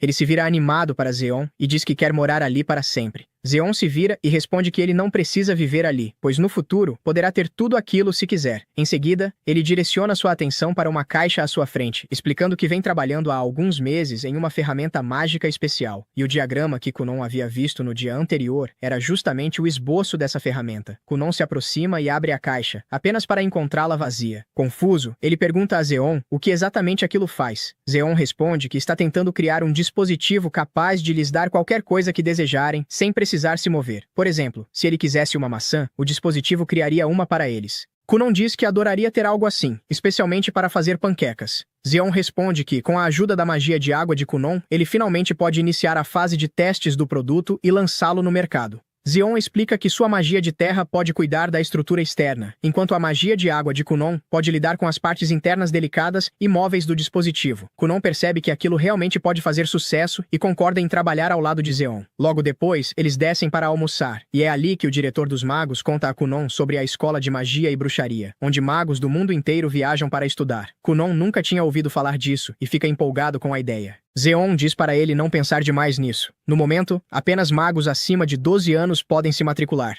Como Kunon tem apenas 10, ainda não pode fazer nada. 2 anos se passam desde aquele dia, e finalmente, Zeon decide testar Kunon sobre tudo o que ele aprendeu nesse período. Eles tomam posição diante de Zeon e dos outros, e Kunon se prepara com sua magia de água para se defender do que quer que Zeon decida lançar contra ele. Zeon sorri, cria vários espinhos com sua magia de terra e os dispara contra Kunon, que é forçado a usar magia composta para criar inúmeras gotas de água que absorvem o impacto e retornam como um tsunami em direção a Zeon, quebrando bem aos seus pés. Zeon sorri e diz que ele passou no teste, deixando Kunon radiante de felicidade. Depois disso, eles entram novamente na casa, onde Aiko traz um pote mágico que cria uma torta fresca apenas com o uso de magia. Mirika prova e afirma que o sabor parece de algo recém-saído do forno. Kunon também diz que o produto deles foi um sucesso no mercado, mas reclama que não viu sequer uma moeda, já que todo o dinheiro foi direto para o bolso de Zeon. Mais tarde, no escritório, Mirika observa a sala e comenta que Kunon e Zeon já colaboraram em mais de 5 dispositivos mágicos de sucesso. Kunon diz que outro já está em desenvolvimento e que eles também lançaram 5 novas teorias de magia em seu novo manual mágico. Zeon se vira para ele e diz que não precisa mais se preocupar com o dispositivo em que estavam trabalhando, lembrando-o de que ele fará 12 anos na primavera e deve se preparar para a escola de magia. No começo, Kunon se recusa a ir, acreditando que Zeon é o único professor de que precisa. Mas Zeon explica que é um usuário de magia de terra e não pode ensinar muito sobre magia de água. Além disso, o mundo é enorme, e a escola de magia abriga muitos magos de água extraordinariamente fortes. Kunon ainda não quer ir, mas Mirika lhe dá o empurrão final, dizendo que ele deve partir e se tornar um grande feiticeiro, prometendo que também vai trabalhar em si mesma e se tornar uma grande mulher quando se encontrarem novamente. Mais tarde naquela noite, após se despedir de Zeon pela última vez, Kunon retorna ao seu escritório e reflete sobre como, nos últimos anos, se acostumou tanto a não usar os olhos e a sentir tudo ao redor que acabou esquecendo sua maior ambição: criar um par de olhos funcionais para si mesmo. Ele percebe que a única maneira de conseguir isso é se tornando mais forte e melhor como mago, e isso só será possível se for treinado por um verdadeiro mago de água. Vários dias se passam, enquanto ele é tomado por uma obsessão em encontrar uma forma de criar olhos funcionais. Após inúmeras tentativas e erros, em uma bela manhã, ele finalmente consegue. Ele percebe que estava pensando demais em coisas complexas, quando a resposta era muito simples. Tudo o que precisava fazer era criar um espelho capaz de refletir o mundo e transmitir essa imagem ao seu cérebro, permitindo que ele entendesse o que estava vendo. Com isso em mente, ele começa a trabalhar imediatamente e pouco depois abre os olhos pela primeira vez em sua vida, enxergando a paisagem à sua frente. Lágrimas escorrem de seus olhos, algo que também acontece pela primeira vez. Ele anda pelo cômodo, observa os livros e, por fim, se aproxima da janela para ver seu reflexo, quando de repente percebe um gigantesco monstro inseto parado atrás dele. Para sua surpresa, o caranguejo simplesmente fica parado, sem se mover. Pouco tempo depois, Kunon percebe que aquela coisa não representa realmente uma ameaça para ele. Ele então volta sua atenção para sua invenção e usa a magia para criar um espelho à sua frente. Desde o momento em que decidiu aprender magia, ele fez um voto. Depois de terminar de criar um novo par de olhos para si mesmo, ele encararia diretamente a pessoa que mais odiava: ele próprio. Ele se lembra de todas as vezes em que seus pais e os servos precisaram se desdobrar para garantir que ele não se machucasse. Quando o espelho fica pronto, Kunon finalmente abre os olhos e observa a si mesmo com atenção. Ele nota que não parece muito alto e que não tem barba alguma para mencionar, mas conclui que isso provavelmente se deve ao fato de ainda ser uma criança. Em seguida, ele se vira novamente para o caranguejo e tenta puxar conversa com ele. No entanto, o caranguejo permanece tão mudo quanto antes, encarando o vazio sem mover um único músculo do corpo. Kunon então chama Iko, que aparece imediatamente. Ela não lança sequer um olhar para o caranguejo e continua falando com Kunon, perguntando se ele queria alguma coisa. De repente, ela percebe uma estranha esfera mágica flutuando perto dele e nota que seus olhos estão abertos e não fechados como de costume. Cheia de alegria, pergunta se ele conseguiu criar com sucesso um par de olhos funcional. Kunon sorri e faz que sim com a cabeça, e Iko se joga sobre ele para parabenizá-lo, mas acaba lançando a esfera mágica para o alto, o que deixa Kunon extremamente tonto. Ela diz que precisam contar imediatamente ao pai dele, e afirma que vai preparar um banquete naquele mesmo dia em sua homenagem. Kunon olha novamente para o caranguejo, que continua encarando-o de forma vazia, enquanto ele se pergunta se não deveria simplesmente pedir para Iko cozinhá-lo e servi-lo no jantar. Em seguida, volta o olhar para Iko e percebe que ela parece ter um chifre na cabeça. Ele pergunta seriamente se ela tem mesmo um chifre, mas Iko responde em tom de brincadeira que só tem um chifre quando está com raiva e que ele desaparece quando ela está feliz. Kunon não sabe bem o que pensar sobre isso, mas reflete que, por algum motivo, nunca havia imaginado Iko com um chifre na cabeça. Ele então percebe que precisa continuar praticando suas táticas de abordagem fria se quiser se tornar um verdadeiro Rizzler, e sem perder tempo, começa a flertar com ela, dizendo que o chifre a deixa muito horny. Iko não sabe o que responder, então os dois simplesmente vão para fora. Essa é a primeira vez que Kunon consegue ver o mundo exterior com os próprios olhos. Ele para no campo e observa uma bela paisagem de prados gramados, montanhas distantes e um castelo ao centro.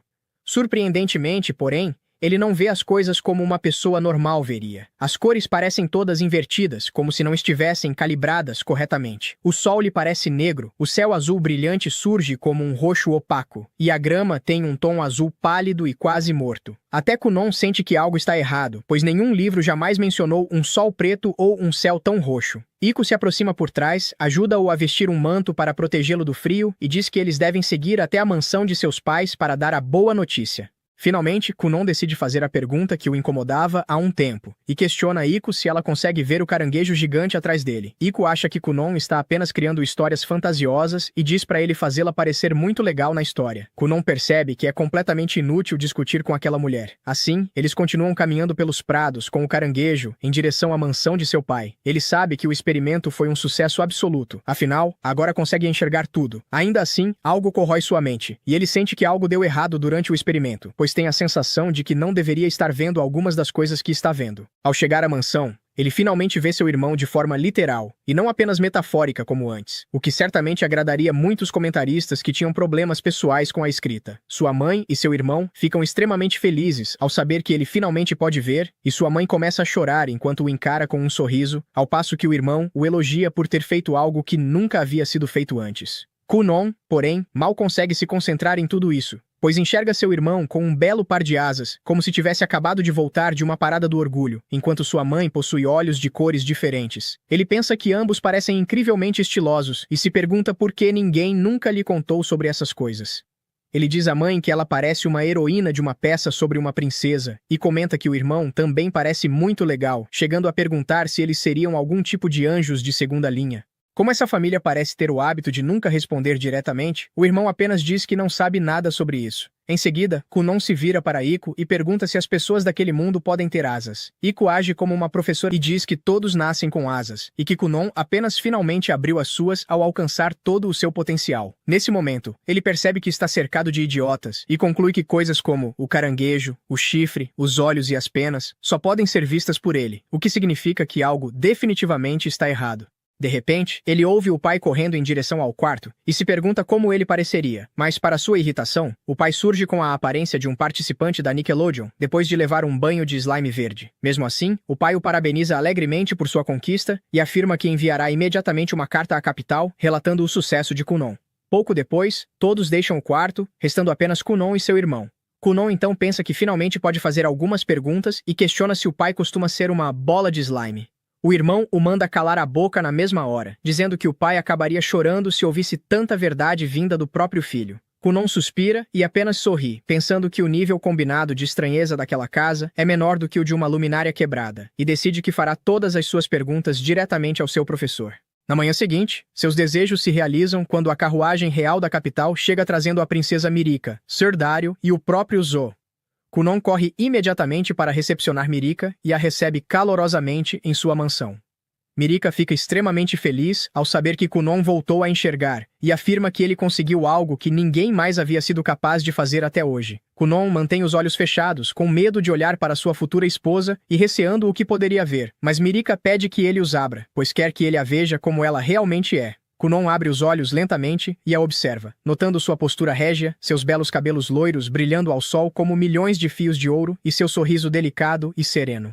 Justo quando ele pensa que, ao menos, sua noiva não teria nada de estranho, percebe uma única pena no topo da cabeça dela e solta um suspiro de puro cansaço. Mirica interpreta isso como desaprovação e começa a ficar insegura. Então Kunon usa imediatamente suas habilidades de galanteador para fazê-la se sentir melhor, comparando-a a uma pena de pomba voando livremente pelo céu. Nesse momento, Dario sai da carruagem e diz que essa pomba vem melhorando cada vez mais na esgrima e que agora está mais para um falcão do que para uma pomba. Kunon nota uma bela espada etérea nas costas dele e pergunta sobre ela, mas Dario pensa que ele se refere à espada comum e começa a falar sobre o aço e como ela foi forjada no fogo. Kunon então percebe que a espada etérea não é real e que seus olhos estão apenas pregando peças. De repente, ele ouve a voz de Zo vindo por trás, e ao olhar para ele, vê uma luz dourada tão intensa emanando de seu corpo que nada pode ser visto por causa do brilho. Kunon cobre os olhos e pergunta se ele é mesmo o professor, dizendo que não consegue enxergar nada por causa da claridade. Zo acha que Kunon está apenas elogiando, e responde que sempre foi brilhante e teve uma presença luminosa. Kunon não sabe como fazer aqueles idiotas autocentrados entenderem o que ele realmente quer dizer. Ele cobre os olhos novamente, pede para conversar a sós com Zo e consegue levá-lo para um quarto, onde revela tudo o que está enxergando. Zo apenas ri da situação absurda, incapaz de acreditar que Kunon vê Mirica como uma garota com uma única pena no topo da cabeça. Kunon pede que ele não leve seus problemas na brincadeira, pois não quer se casar enquanto tiver um caranguejo sempre ao seu lado e Mirica uma pena na cabeça sem motivo algum. Zo então reflete sobre o fato de Kunon enxergar as cores de forma diferente do normal e chega a duas possíveis conclusões. A primeira é que Kunon pode estar vendo a forma da alma das pessoas, o que significaria que o caranguejo é a representação da própria alma dele. A segunda possibilidade é que ele esteja sofrendo de um caso grave de doença mágica, que estaria causando alucinações visuais. Zo se lembra de uma vez em que atravessou uma floresta com um campo mágico extremamente forte, ficou doente e começou a ver criaturas estranhas, como se estivesse bêbado. Kunon percebe que a situação é muito parecida, mas Zo afirma que ainda não há dados suficientes para decidir o que é verdade. Além disso, Zo explica que cada animal enxerga o mundo em cores diferentes, e isso não significa que sua visão seja defeituosa, aconselhando Kunon a encarar sua visão como um dom. Quando eles saem do quarto, o sol já está se pondo, e Zo começa a rir ao imaginar Mirica com uma pena na cabeça. Na noite seguinte, todos celebram o 15º aniversário de Kunon, que também marca o início de uma nova jornada, já que no dia seguinte ele partiria para a Academia Mágica. Seu pai lhe dá um novo cajado de madeira, sua mãe lhe presenteia com um novo conjunto de penas para escrita, e seu irmão lhe entrega um livro com bons lugares para comer, tornando-se algo como o guia Michelin de sua época. Mais tarde, naquela noite, Mirica revela seu próprio presente, que se mostra ser uma pulseira da qual ela possui um par igual. Kunon diz o quanto vai sentir falta dela e promete voltar o mais rápido possível. Eles seguram as mãos um do outro pela última vez em um bom tempo, sob a luz da lua. No dia seguinte, toda a família se reúne para se despedir. A mãe não consegue conter as lágrimas, enquanto o pai pede que ela seja forte, achando que Kunon teria muita dificuldade em partir e acabaria chorando diante deles. Para surpresa de todos, isso não acontece. Kunon nem sequer os abraça, simplesmente sobe na carruagem, diz, falou, família,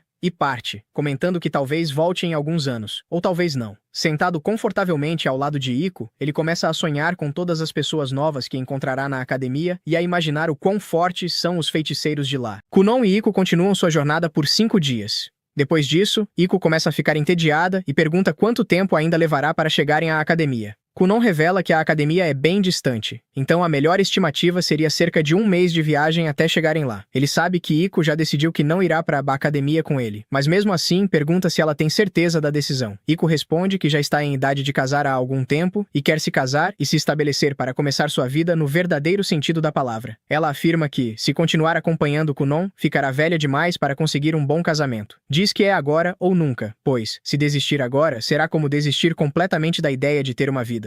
Kunon tenta fazer chantagem emocional e pergunta se ela acha que ele conseguiria viver sem ela. Iko rebate dizendo que, se esse realmente for o caso, então ele estaria disposto a deixar a princesa Mirika de lado e se casar com ela no lugar? Kunon fica imediatamente em silêncio, sabendo que não tem resposta para isso, e olha pela janela, onde finalmente avista ao longe a mansão de seu avô. Eles finalmente chegam à mansão e Kunon tenta se lembrar da última vez que esteve ali. Iko recorda perfeitamente e responde que cerca de 4 anos atrás, Kunon obrigou toda a família a vir até ali depois de ouvir que o avô possuía uma enorme biblioteca cheia de livros mágicos. Naquela época, Kunon estava fazendo de tudo para aprender magia de qualquer forma possível, então forçou a família a acompanhá-lo. Ele chegou até a fazer uma dança constrangedora estilo TikTok, até que todos concordaram em vir. Kunon sorri quando a porta atrás dele se abre e seu avô surge alegremente, de braços abertos, dizendo que sentiu muito a sua falta. Kunon responde com a mesma energia, corre até ele e os dois começam a se abraçar, embora ele ainda continue vendo coisas estranhas, como vários chifres demoníacos na cabeça do avô. O velho diz que para comemorar o fato de ele ter sido aceito na Academia Mágica, comprará qualquer coisa que ele quiser como presente. Iko tenta interrompê-lo e limpa a garganta antes de dizer que, antes de qualquer coisa, a mãe de Kunon queria que ele lesse a carta que enviou. No entanto, o avô parece não ouvi-la e continua perguntando se Kunon quer joias, já chamando um joalheiro, até que Iko insiste novamente para que ele leia primeiro a carta da filha. Ele então leva a carta para o escritório, coloca seus óculos de leitura e fica imediatamente irritado, pois sua filha já conhecia seus hábitos e impôs um limite de quanto dinheiro ele poderia gastar com Kunon, dizendo que não deveria ultrapassar $10.000. Ele reclama, afirmando que $10.000 não são nada na economia atual, mas Kunon o lembra de que ainda tem apenas 12 anos, enquanto Iko comenta que esse valor equivale a 3 meses do salário dela. Mesmo assim, o avô continua determinado a comprar algo grande para o neto e diz que não haveria problema se não contassem à mãe dele. Porém, Kunon afirma que o que realmente quer agora é uma nova criada, já que Iko não o acompanhará a partir daquele momento. O avô então apresenta Rinko, a irmã mais nova de Iko, que também possui um chifre na cabeça. Rinko cumprimenta Kunon calorosamente e diz que aceitou o trabalho porque a irmã recomendou e o pagamento não era nada mal. Ela quer juntar dinheiro para o casamento, já tem um noivo e deixa claro que não está aberta a nenhum serviço de final feliz. Kunon responde que ela não precisa se preocupar, pois ele também tem uma linda noiva e que ambos devem valorizar acima de tudo as pessoas com quem vão se casar. Rinko concorda dizendo que ela e o noivo pretendem abrir uma loja no futuro, então também está economizando para isso. Pouco depois, as criadas começam a preparar a mesa de jantar, e Rinko comenta que esperava um garoto mimado por causa da suposta cicatriz do herói, mas Kunon parece ser bem tranquilo. Iko explica que ele se preocupa principalmente com magia, e muitas vezes até esquece de comer, então Rinko deve sempre deixar alguns sanduíches prontos para que ele possa comer enquanto estuda. Isso faz Iko se lembrar de tudo o que passou ao lado dele, quando o pai de Kunon a contratou especificamente para cuidar de seu filho estranho. Ela ficou confusa, mas logo começou a se importar verdadeiramente com ele, e os dois passaram por muitos altos e baixos juntos. Ela se recorda da primeira vez que Kunon vestiu o uniforme para ir à escola e da primeira vez que ele conseguiu vê-la com os próprios olhos. A lembrança a entristece, e ela se volta para Rinko para dizer que, independentemente da reputação dele, Kunon ainda é apenas uma criança e confia demais nas pessoas. Por isso será responsabilidade dela mantê-lo longe de qualquer perigo. Rinko comenta que Kunon tem uma personalidade encantadora e sabe elogiar uma mulher, o que o torna alvo fácil de todas as garotas da academia, aumentando as chances de ele se tornar um mulherengo. Iko não suporta a ideia e manda a irmã calar a boca, dizendo que Kunon é um anjo e jamais faria algo assim. Na manhã seguinte, Kunon arruma suas malas e se prepara para partir quando Iko vai até seu quarto avisar que a carruagem está pronta. Ele agradece por tudo o que ela fez por ele até agora, dizendo que jamais teria se tornado o homem que é hoje sem ela, e comenta que provavelmente levará alguns anos até que se vejam novamente. Iko diz para ele não se preocupar, pois estará esperando, e que talvez, até lá, já seja uma mulher casada com um filho próprio. Eles se abraçam e, em seguida, Kunon entra na carruagem ao lado de Rinko. O avô dele implora para que ele fique e viva escondido com ele, mas Kunon não dá ouvidos e põe a carruagem em movimento, deixando o avô e Ieko para trás. Durante o trajeto, ele se vira para Rinko e pergunta se ela realmente está bem em deixar o noivo, já que levará vários anos até que possa vê-lo novamente. Rinko responde que isso não será um problema, pois já conversou com ele sobre a decisão. Como pretendem abrir um negócio juntos, eles precisam de dinheiro. Quando Kunon pergunta que tipo de negócio planejam abrir, Rinko diz que decidiram abrir um restaurante, já que ela gosta de cozinhar. Dia após dia, eles se aproximam do destino até finalmente entrarem no reino de Durashik, conhecido por sua forte ligação com a magia. Ao caminharem pelas ruas, Rinko percebe que toda a cidade parece ter uma temática mágica. Enquanto passam por uma loja, Kunon nota vários livros de magia com aparência interessante e decide entrar para dar uma olhada. Ele fica impressionado com a seleção disponível. Rinko, porém, pergunta o que há de tão especial, já que o avô dele possui uma biblioteca com milhares de livros. Kunon explica que já leu todos os livros da biblioteca do avô, mas que não havia muitos volumes realmente focados em magia, já aquela loja era dedicada exclusivamente a tomos mágicos, e todos eram incrivelmente raros. Quando Rinko pergunta se ele pretende comprar algum, Kunon diz que isso exigiria uma enorme quantia de dinheiro. Ao conferir o preço de um único exemplar, Rinko fica chocada ao ver que pode custar até 5 milhões de dólares. Ela comenta que não ganharia esse valor nem em várias vidas, e que até um quarto dessa quantia já seria suficiente para abrir seu restaurante e ainda várias filiais. Kunon ri e explica que aqueles livros são únicos, por isso custam uma fortuna. Antes que pudessem sair, uma mulher de óculos se aproxima e pergunta a Kunon se ele é um mago e se estuda na Academia Mágica. Ele sorri e responde que, por enquanto, é apenas um candidato. A mulher demonstra grande interesse e pede que ele mostre que tipo de magia sabe usar. Kunon decide impressioná-la e cria um pequeno gato com sua magia, o que faz enorme sucesso, pois ela imediatamente começa a acariciá-lo, dizendo que é uma das coisas mais fofas que já viu. Kunon pergunta se ela também é maga, mas ela responde que não foi abençoada com talento suficiente, embora ame magia, razão pela qual decidiu trabalhar naquela área. Ela comenta ainda que este ano será intenso em Durashik, pois a Santa do Reino Sagrado também irá se matricular. Em seguida mostra um livro dizendo que é a primeira cópia da obra do feiticeiro mais famoso, Zo, e que está disposta a vendê-lo com um grande desconto. Kunon, no entanto, recusa a oferta e sai da loja com Rinko, explicando depois que aquele exemplar provavelmente era uma cópia feita por ele mesmo quando trabalhava com Zo. Mais tarde, eles entram em outra loja que vende roupas de todos os tipos. Rinko começa a experimentar várias peças, enquanto Kunon sente a textura dos tecidos ao redor. Ele pergunta ao lojista de que animal foi retirada certa pele, e o homem responde que se trata de pelo de raposa sombria. Kunon reflete por um instante e então cria uma raposa sombria bem diante dele. O lojista fica chocado pois o animal parece absolutamente real, o que o deixa confuso. Kunon revela que consegue criar qualquer coisa, desde que saiba exatamente como ela é ao toque. O lojista então começa a pensar e pergunta de forma maliciosa se ele poderia criar uma mulher para ele. Isso enfurece Rinko, que manda o vendedor se controlar e o chama de incel antes de sair da loja indignada. Eles deixam a pequena cidade e seguem em direção à capital de Derishik. Após alguns dias, finalmente chegam e são recebidos pela visão de uma enorme academia mágica, ainda maior do que Kunon havia imaginado.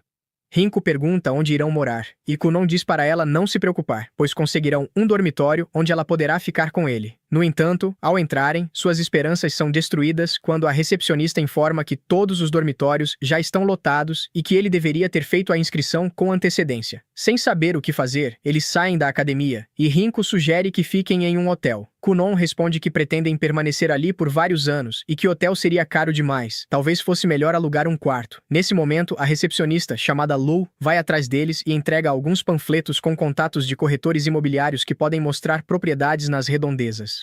Os olhos de Kunon brilham ao imaginar alugar uma casa só para os dois e viver de forma independente, como fazia em seu país de origem. No mesmo dia, conseguem alugar uma bela casa próxima à academia. Na manhã seguinte, retornam para a prova de admissão, mas Lou informa a Rinko que ela não pode entrar, pois apenas alunos e funcionários têm permissão para passar daquele ponto. Rinko tenta suborná-la, mas não funciona. Enquanto Rinko espera do lado de fora, Lou conduz Kunon por um corredor até um campo gramado, onde ele encontra outras 3 pessoas aguardando para serem avaliadas. Ao chegar, ele observa todos com seu olho especial. O rapaz do brinco tem um dragão no pescoço. O sardento não apresenta nada de especial, e a santa brilha com uma luz nas costas. Os jovens o cumprimentam e perguntam se ele veio para o exame. Kunon responde que sim e se aproxima da santa para perguntar se ela vem do reino sagrado. Ela confirma com confiança. Animado, Kunon comenta que é a primeira vez que conhece alguém com atributo de luz, já que esse atributo permite usar magia de cura, e pede que ela lhe conte tudo. A santa o chama de atrevido e percebe claramente seu flerte.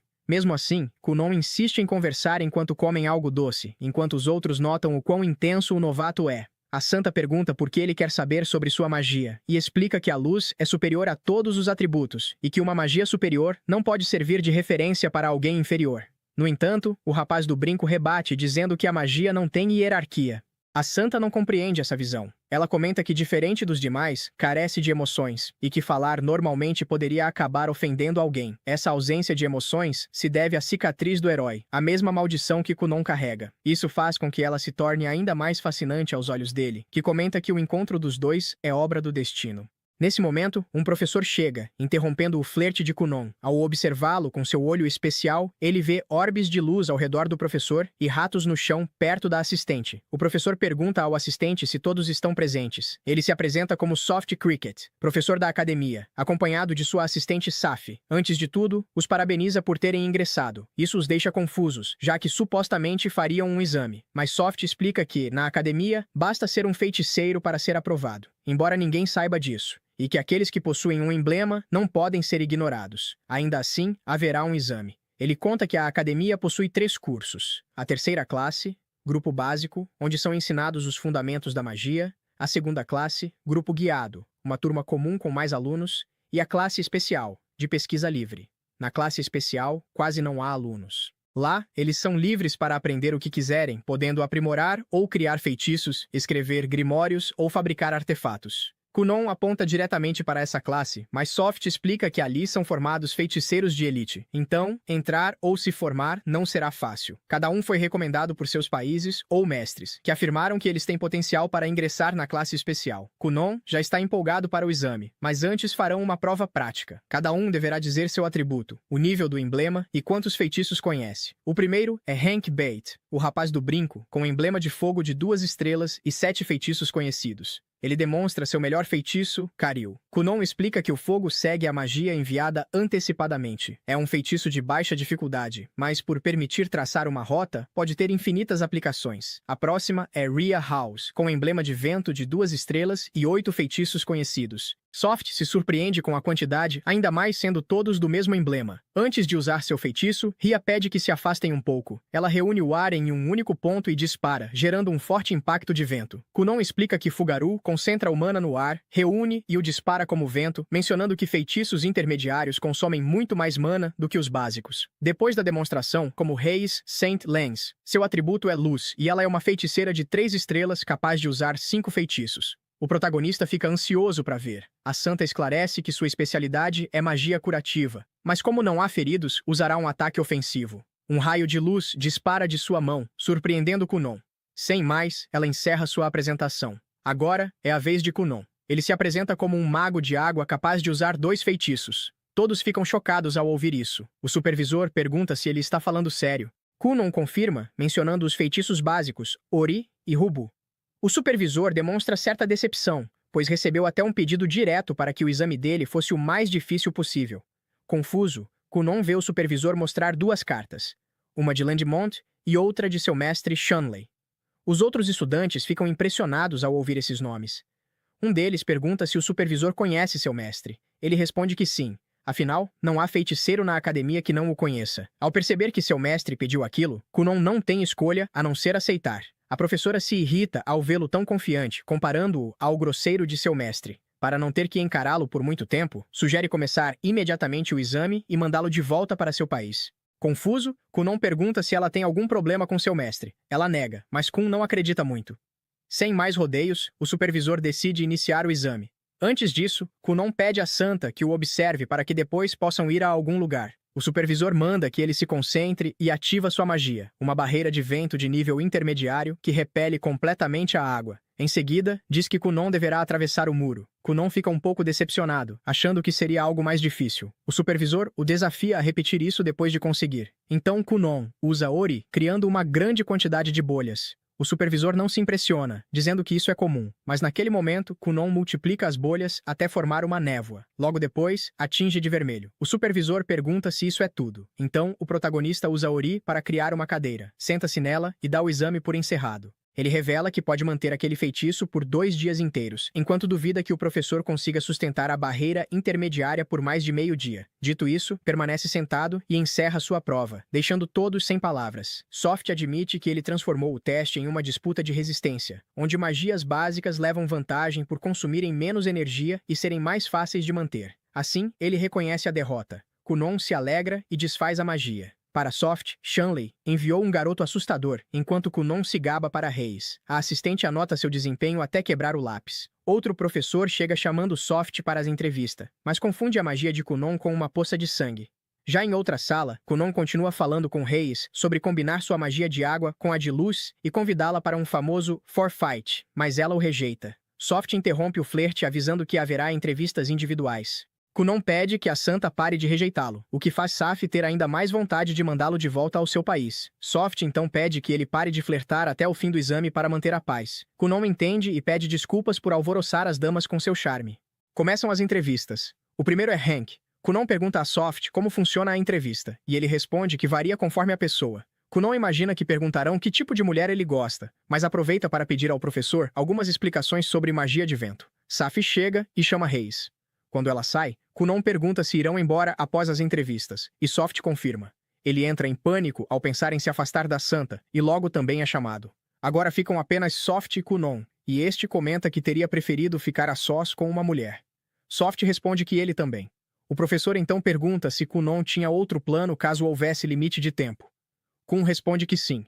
Faria um ataque frontal, fundindo a névoa com o vento para desestabilizar a barreira. Por instinto, percebeu que é mais fácil controlar a magia do oponente por dentro do que por fora, já que a magia está conectada ao usuário, bastando que a água interfira entre eles. Para Kunon, o atributo água é o melhor de todos, mas como ainda não venceu seu mestre, não pode afirmar isso. Por isso, aprenderá tudo o que a academia oferecer para superá-lo. Quando termina, já é sua vez. Safi o leva a uma sala escura. Ele pergunta o que há atrás da porta e sente vento, questionando se é o exterior. Saf diz que ninguém sabe exatamente o que há lá dentro, apenas que é noite. Fascinado, Kunon entra. Lá dentro, tenta usar seu olho de cristal, mas não vê nada. De repente, uma voz pergunta se ele é o aluno de Shanli. Desconcertado, ele se pergunta quando surgiram e por que seu olho não detectou. Ele se apresenta diante de 7 indivíduos. A entidade principal fala sobre Shanli, reconhecido como gênio, e quer saber o que Kunon tem de especial. Enquanto isso, Kunon pede que não se aproximem tanto, afirmando que é comprometido e não deve ficar perto de mulheres. A entidade lembra que ele estava flertando com a santa. Kunon diz que só queria perguntar sobre magia em particular. Ela responde que isso é flerte, mas esclarece que é uma anciã muito mais velha que ele. Kunon afirma que isso não importa, pois um cavalheiro não trata diferente uma mulher por causa da idade e que nela vê apenas uma mulher madura e experiente, com quem teme cometer um deslize. Os demais riem. A anciã suspira e pergunta se ele aprendeu algo naquele dia. Ele responde que sim, muitos feitiços novos que quer tornar seus. Reconhecendo sua energia, ela encerra a entrevista e o designa a classe especial, prometendo que se acumular méritos, ela mesma, a bruxa Greyhoba, o ensinará pessoalmente. Enquanto ela falava, Kunon já estava na porta, pronto para sair, surpreendendo a todos com sua atitude. A anciã se sente levemente magoada, lembrando como Shan se emocionou ao ouvir isso. Sem mais a tratar, ela encerra a reunião e pede aos professores que cuidem bem dos novos alunos. Em outra cena, o supervisor lê a carta de Shanley e observa Kunon se afastar com Rinko, afirmando com convicção que ele se tornará o feiticeiro azul. De volta à anciã, ela reflete sobre Kunon e sua tentativa de usar o olho de cristal, uma magia incompleta que nem ela conhece. Após os exames, a família de Kunon recebe uma carta enviada por Rinko. Os dois pais a leem ansiosos. Na carta, a criada conta que Kunon tirou boas notas e entrou para a classe especial. Seus pais ficam felizes ao saber disso, mas, ao continuarem a leitura e descobrirem que agora ele está sendo visto como um garoto problemático por ter tingido o pátio de vermelho, o pai se enfurece, gritando que é um absurdo causar problemas logo no primeiro dia. Por isso, decide puni-lo, deixando-o sem mesada por um mês. De volta ao nosso protagonista, ele e os demais alunos da classe especial recebem a notícia de que não poderão mais receber mesada e terão que encontrar uma forma de ganhar a própria vida. Diante disso, a santa demonstra sua insatisfação, argumentando que foi até ali para estudar magia e que não tem tempo para se preocupar em ganhar dinheiro. O professor, porém, reforça que a classe especial forma feiticeiros de elite e que um dos requisitos para isso é justamente conseguir se sustentar com a própria magia. Em outras palavras, se não forem capazes de viver de suas habilidades mágicas, jamais se tornarão feiticeiros de primeira linha. Mais tarde, os alunos conversam em particular.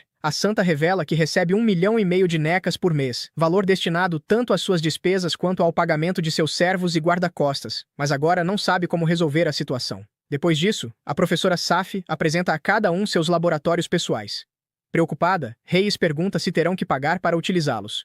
A professora responde que não, porém precisarão comprar seus próprios materiais. Ela explica que são livres para fazer o que quiserem, até mesmo serem preguiçosos, mas caso não atinjam os créditos anuais necessários, serão rebaixados para a segunda classe. Por isso, recomenda que trabalhem com afinco. Essa condição parece bastante interessante para Kunon, já que ele costumava ganhar bem ao lado de seu mestre. Ao perceber que ele se refere a certo professor, Safi se irrita, mas antes disso, Kunon comenta que aquele homem nem costumava pagar por seu trabalho. Ele acrescenta que desde pequeno sempre quis trabalhar como feiticeiro, pois considera isso uma bênção. Todos se surpreendem ao ver que ele já tem tão claro o que deseja para o futuro. Em seguida, Kunon se aproxima de Reis e a convida para comer, querendo ouvir o que ela pretende fazer com seu atributo de luz, mas ela recusa. À tarde, nosso protagonista está deitado no pátio de sua casa, descansando em sua cama de água. Rin o observa com inveja, mas, ao notar que ele parece um pouco desanimado, pergunta o que aconteceu. Kunon conta que a santa recusou todos os seus convites. Ao ouvir isso, Rin o faz sentar à mesa e o repreende por insistir com uma mulher, lembrando-o de que ele está comprometido e que qualquer mal-entendido pode causar problemas.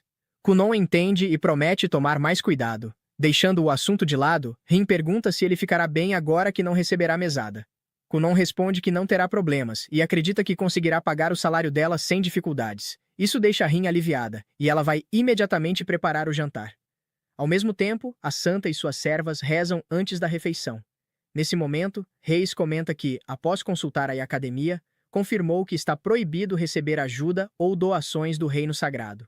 Uma das servas diz que não se importa em ficar sem salário, e Reis agradece, mas logo a criada admite que estava mentindo. Diante do problema, todas começam a buscar uma solução. Consideram usar magia de cura, porém sabem perfeitamente que não podem lucrar com ela. No dia seguinte, Reis chega à escola bastante estressada. No corredor, encontra uma fila de alunos confusos. Aproxima-se de Hila e Han para perguntar o que está acontecendo, e eles explicam que Kunon acabou de abrir um negócio. Assim, vemos o protagonista alugando suas camas de água, garantindo um descanso revigorante em menos de uma hora. Reis fica impressionada. Até mesmo os professores, ao perceberem que a ideia realmente funciona, pedem que ele ofereça o serviço exclusivamente para eles. Surf chega a oferecer um laboratório completamente vazio, apenas para Kunon. Ele hesita, achando inadequado cobrar de um professor, mas Surf diz para não se preocupar, que ele resolverá isso. Dessa forma, Kunon expande seu negócio. Após cerca de uma hora, as pessoas que utilizam o serviço dão depoimentos afirmando se sentir renovadas, como se as 3 noites sem dormir jamais tivessem existido. Um professor, inclusive, comenta que aquilo é algo divino.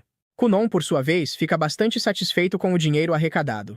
No dia seguinte, enquanto organiza a fila, uma mulher bastante elegante para diante dele e o observa com interesse. Ao mesmo tempo, 2 alunas o observam das sombras. À noite, Reis está sentada com suas servas, prontas para jantar, quando uma delas sugere que ela peça conselhos ao seu professor. Reis afirma que já havia buscado orientação. No entanto, recomendaram que procurasse Kun. Diante disso, suas servas sugerem que ela peça ajuda aos colegas, mas ela responde que também lhe indicaram recorrer a Kunon, algo que claramente não pretendia fazer. Mesmo assim, no fim, engole o orgulho e decide procurar nosso protagonista. Resignada, estava prestes a explicar seu problema, mas Kunon pede que espere e chama a professora Safi para evitar qualquer mal-entendido. Agora, com tudo devidamente formalizado, Reis conta sua situação. Depois de ouvir, Kunon sugere que ela cobre por curar ferimentos, mas a santa explica que não pode lucrar com um poder sagrado concedido por Deus. Então ele pergunta se sua magia de purificação poderia ser aplicada em algum produto. Reis responde que sim. Diante disso, Kunon a convida para criar e vender artefatos mágicos ao seu lado. Safi pede que aguardem um momento, reconhecendo que poderiam ganhar muito dinheiro, mas alerta para possíveis conflitos caso compartilhem os direitos da criação. Kunon a tranquiliza, afirmando que Reis seria a única criadora principal. Em seguida, pergunta se ela concorda, e Reis aceita, deixando o protagonista radiante. O primeiro passo é conversar com a professora Surya, usuária do atributo Luz. Ela lhes entrega um cofre contendo sementes de Xixirula. Kunon explica a Reis que pretendem cultivá-las. A santa considera isso impossível, pois a erva espiritual, Xixirula, só cresce em terras sagradas. Kunon então explica que, justamente por isso, ela utilizará sua magia de purificação para criar uma barreira, permitindo formar uma terra sagrada artificial. A professora acrescenta que as condições de uma terra sagrada e a proteção oferecida pela barreira têm muitas semelhanças, então vale a tentativa. Assim, Reis inicia o processo, ergue a barreira e, após alguns segundos, brotos começam a emergir da terra. Ao ver que funcionou, todos comemoram. Kunon se apressa em anotar cada detalhe do progresso, visivelmente empolgado. A santa, observando isso, entende que ele sempre quis apenas experimentar e pesquisar, nunca foi flerte. Então pergunta qual será o próximo passo. Kunon explica que irão preparar ungüentos e, se tiverem sucesso, poderão ganhar 1,5 milhão de necas. Reis fica chocada ao saber que aqueles 5 brotos valem tanto dinheiro. Observando Kunon, reconhece seu engenho, pois, diferente dela, ele conseguiu bolar tudo em pouquíssimo tempo usando magia. A professora o parabeniza por não ter desperdiçado o 1.000.000 de necas investido nas sementes. Confusa, a santa descobre que cada semente custava 200.000 necas e que Kunon fez um acordo. Se conseguissem cultivá-las e entregar um relatório, seriam gratuitas. Se falhassem, ele pagaria tudo. Isso comove Reis, que sente certa culpa, mas Kunon apenas pede que ela lhe agradeça. Os brotos florescem com sucesso, e eles preparam as pílulas misturando as pétalas com erva seca e utilizando álcool no processo. Depois, um mercador compra toda a produção por 2 milhões de necas. Eles comemoram jantando juntos, e Kunon ainda garante um contrato de longo prazo com o Grêmio. Mais tarde, no laboratório, Ruia e Han procuram conselho sobre como ganhar dinheiro. Kunon brinca com eles, mas acaba pedindo ajuda em seus próprios projetos. Por fim, 3 garotas misteriosas despertam no laboratório, revelando que seu verdadeiro objetivo é recrutar Kunon.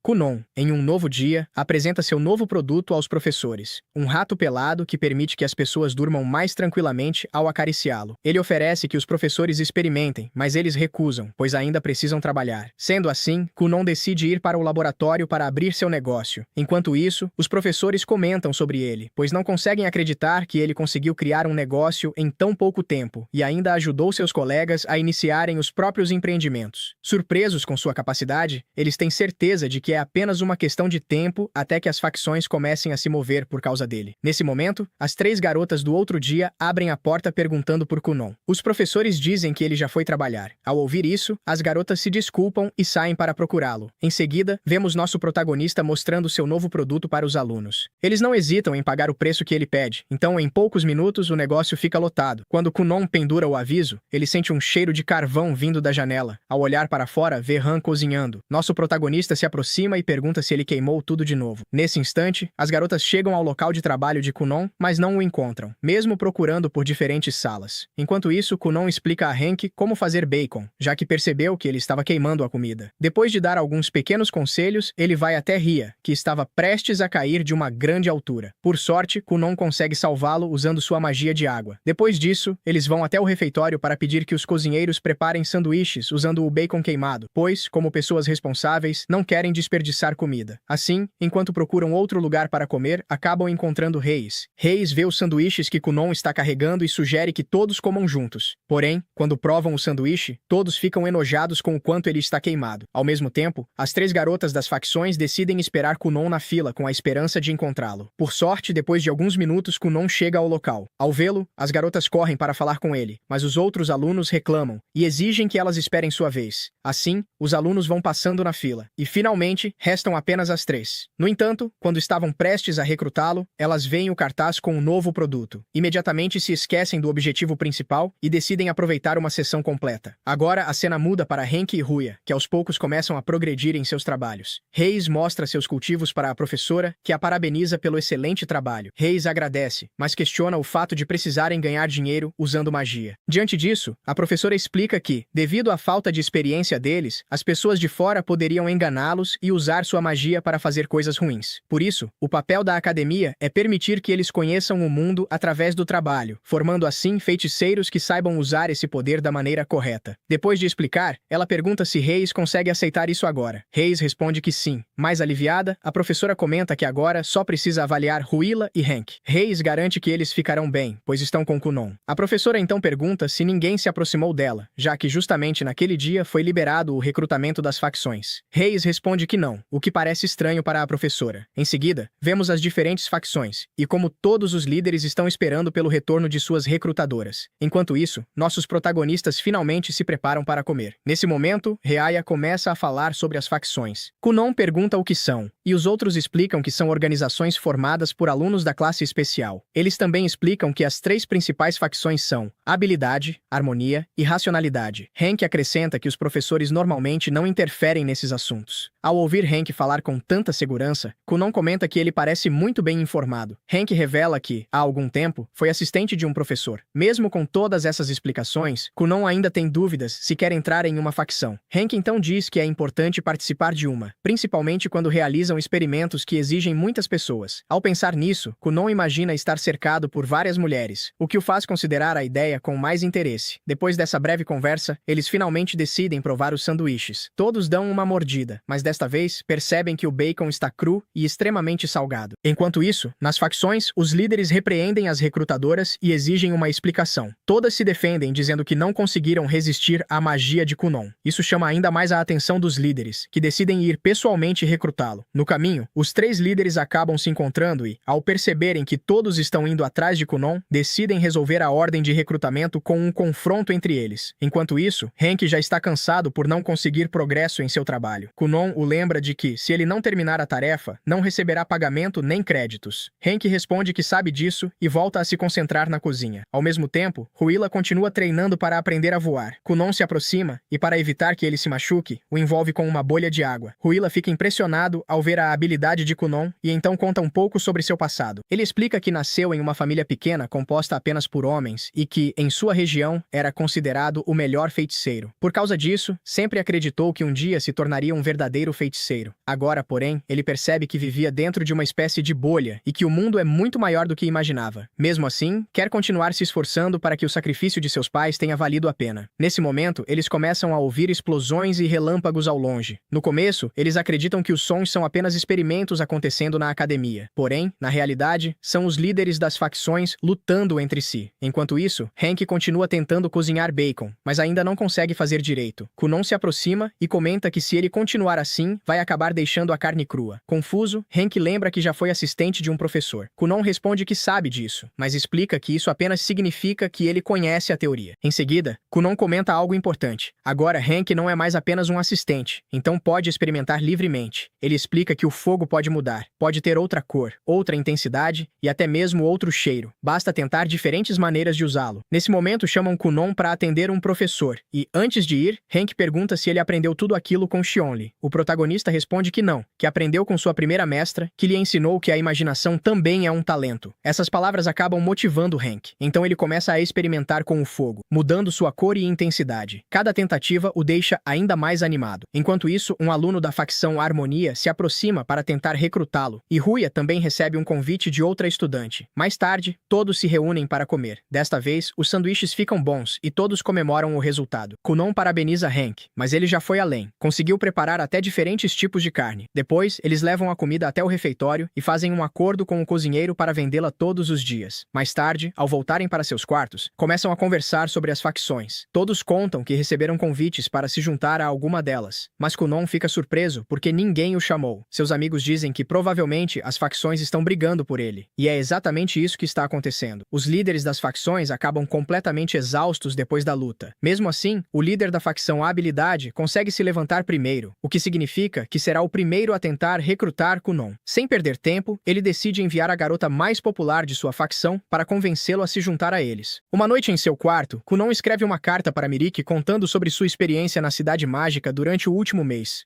No dia seguinte, enquanto fazia seu relatório com Raya, uma jovem extremamente elegante aparece e se apresenta ao protagonista como Elia Gesson, convidando-o para se juntar à facção Habilidade.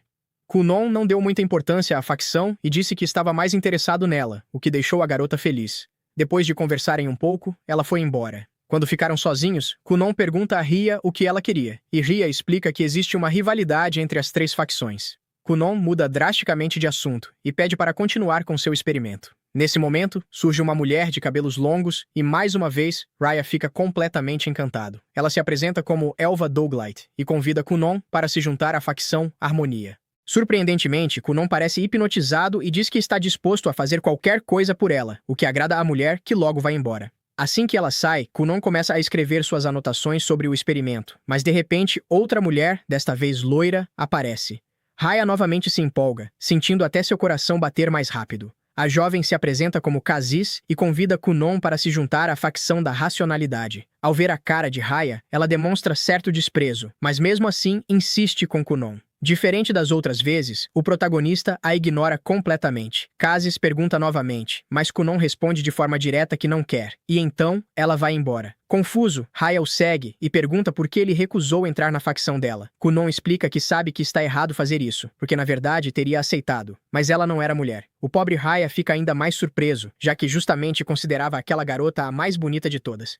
Nesse momento, aparece novamente a mulher elegante de cabelos negros. Kunon a cumprimenta naturalmente. Ela cumprimenta os dois e pergunta a Kunon se ele se juntará à racionalidade. Dessa vez, Kunon aceita sem hesitar, dizendo que nenhum cavaleiro recusaria o convite de uma dama. Isso deixa Raya completamente desconcertado. Então ele vai contar a Hank o que aconteceu. Hank fica preocupado ao saber que Kunon aceitou entrar nas 3 facções, pois se elas descobrirem, provavelmente começará um conflito. Naquela noite, a facção Habilidade estava comemorando o recrutamento de Kunon quando, de repente, os líderes da facção Racionalidade invadem o local. As 2 facções começam a discutir, e então uma terceira aparece. Os membros da Harmonia chegam para perguntar sobre o rumor. Diante da confusão, todos decidem ir perguntar pessoalmente a Kunon. Enquanto isso, em uma manhã, Mirika estava caçando com seu grupo o Senhor da Floresta, um enorme urso. Pelo menos essa era a intenção, pois com um único golpe de garra, ele a desarma. Indefesa e prestes a ser derrotada, seu irmão mais velho a salva no último segundo. Mais tarde, de volta ao castelo, sua serva pessoal a recebe informando que chegou uma carta de Kunon.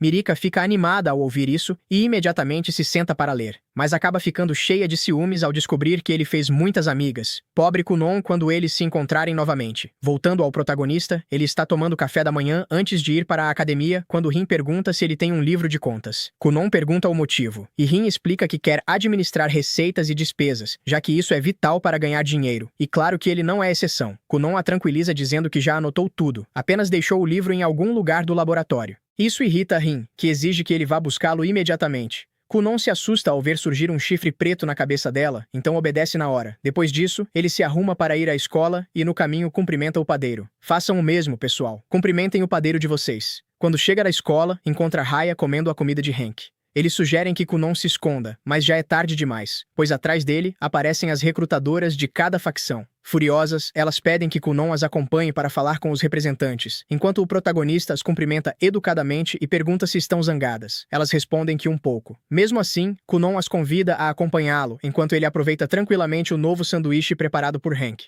Ao vê-las todas paradas, Kunon as convida para provar um pouco do sanduíche, mas elas recusam. Hank e Raya sentem a tensão no ambiente, algo que os impede de comer tranquilamente, enquanto Kunon, por sua vez, continua conversando com eles sobre futuros projetos como se nada estivesse acontecendo. No entanto, as garotas já não aguentam mais e acabam levando Kunon para se encontrar com os representantes. Depois de um tempo, eles chegam a um castelo, e dentro dele se reúnem com os líderes das facções. Um por um eles se apresentam. Primeiro Bael Kirkon, representante da facção Habilidade, depois Lulomet, representante da facção Racionalidade, e por último Shilton, representante da facção Harmonia.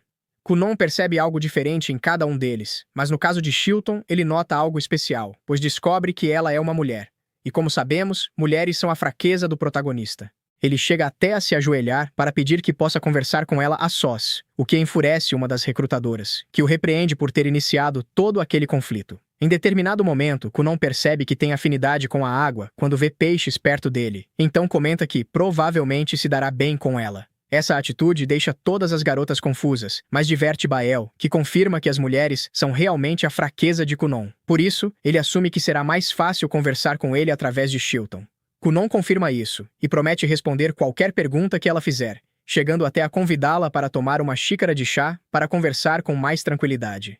Sim, Kunon parece até esquecer que tem uma noiva, mas de qualquer forma, os outros representantes acham a ideia boa e o conduzem para outra sala. No caminho, Kunon encontra um sujeito bastante misterioso que se apresenta como Genbis, mas diz que os amigos podem chamá-lo de Yamb. Kunon se assusta ao ver uma mulher tampando a boca dele, e por um momento pensa que se trata de um espírito maligno, mas logo se corrige. Sem saber muito bem como falar com ele, decide simplesmente seguir com os outros. Assim chegamos à reunião com os representantes. Kunon se senta à mesa cercado pelos membros das facções. Lulomet vai direto ao ponto e pergunta a qual facção ele deseja se juntar. Kunon decide ser sincero e explica que não consegue negar um pedido feito por uma mulher, por isso resolveu que vai se juntar às 3 facções. Essa resposta deixa os representantes completamente desconcertados, e não apenas eles, mas também todos os outros presentes na sala. Mas enfim, se você chegou até aqui, comente a palavra facção para mostrar que assistiu até o final.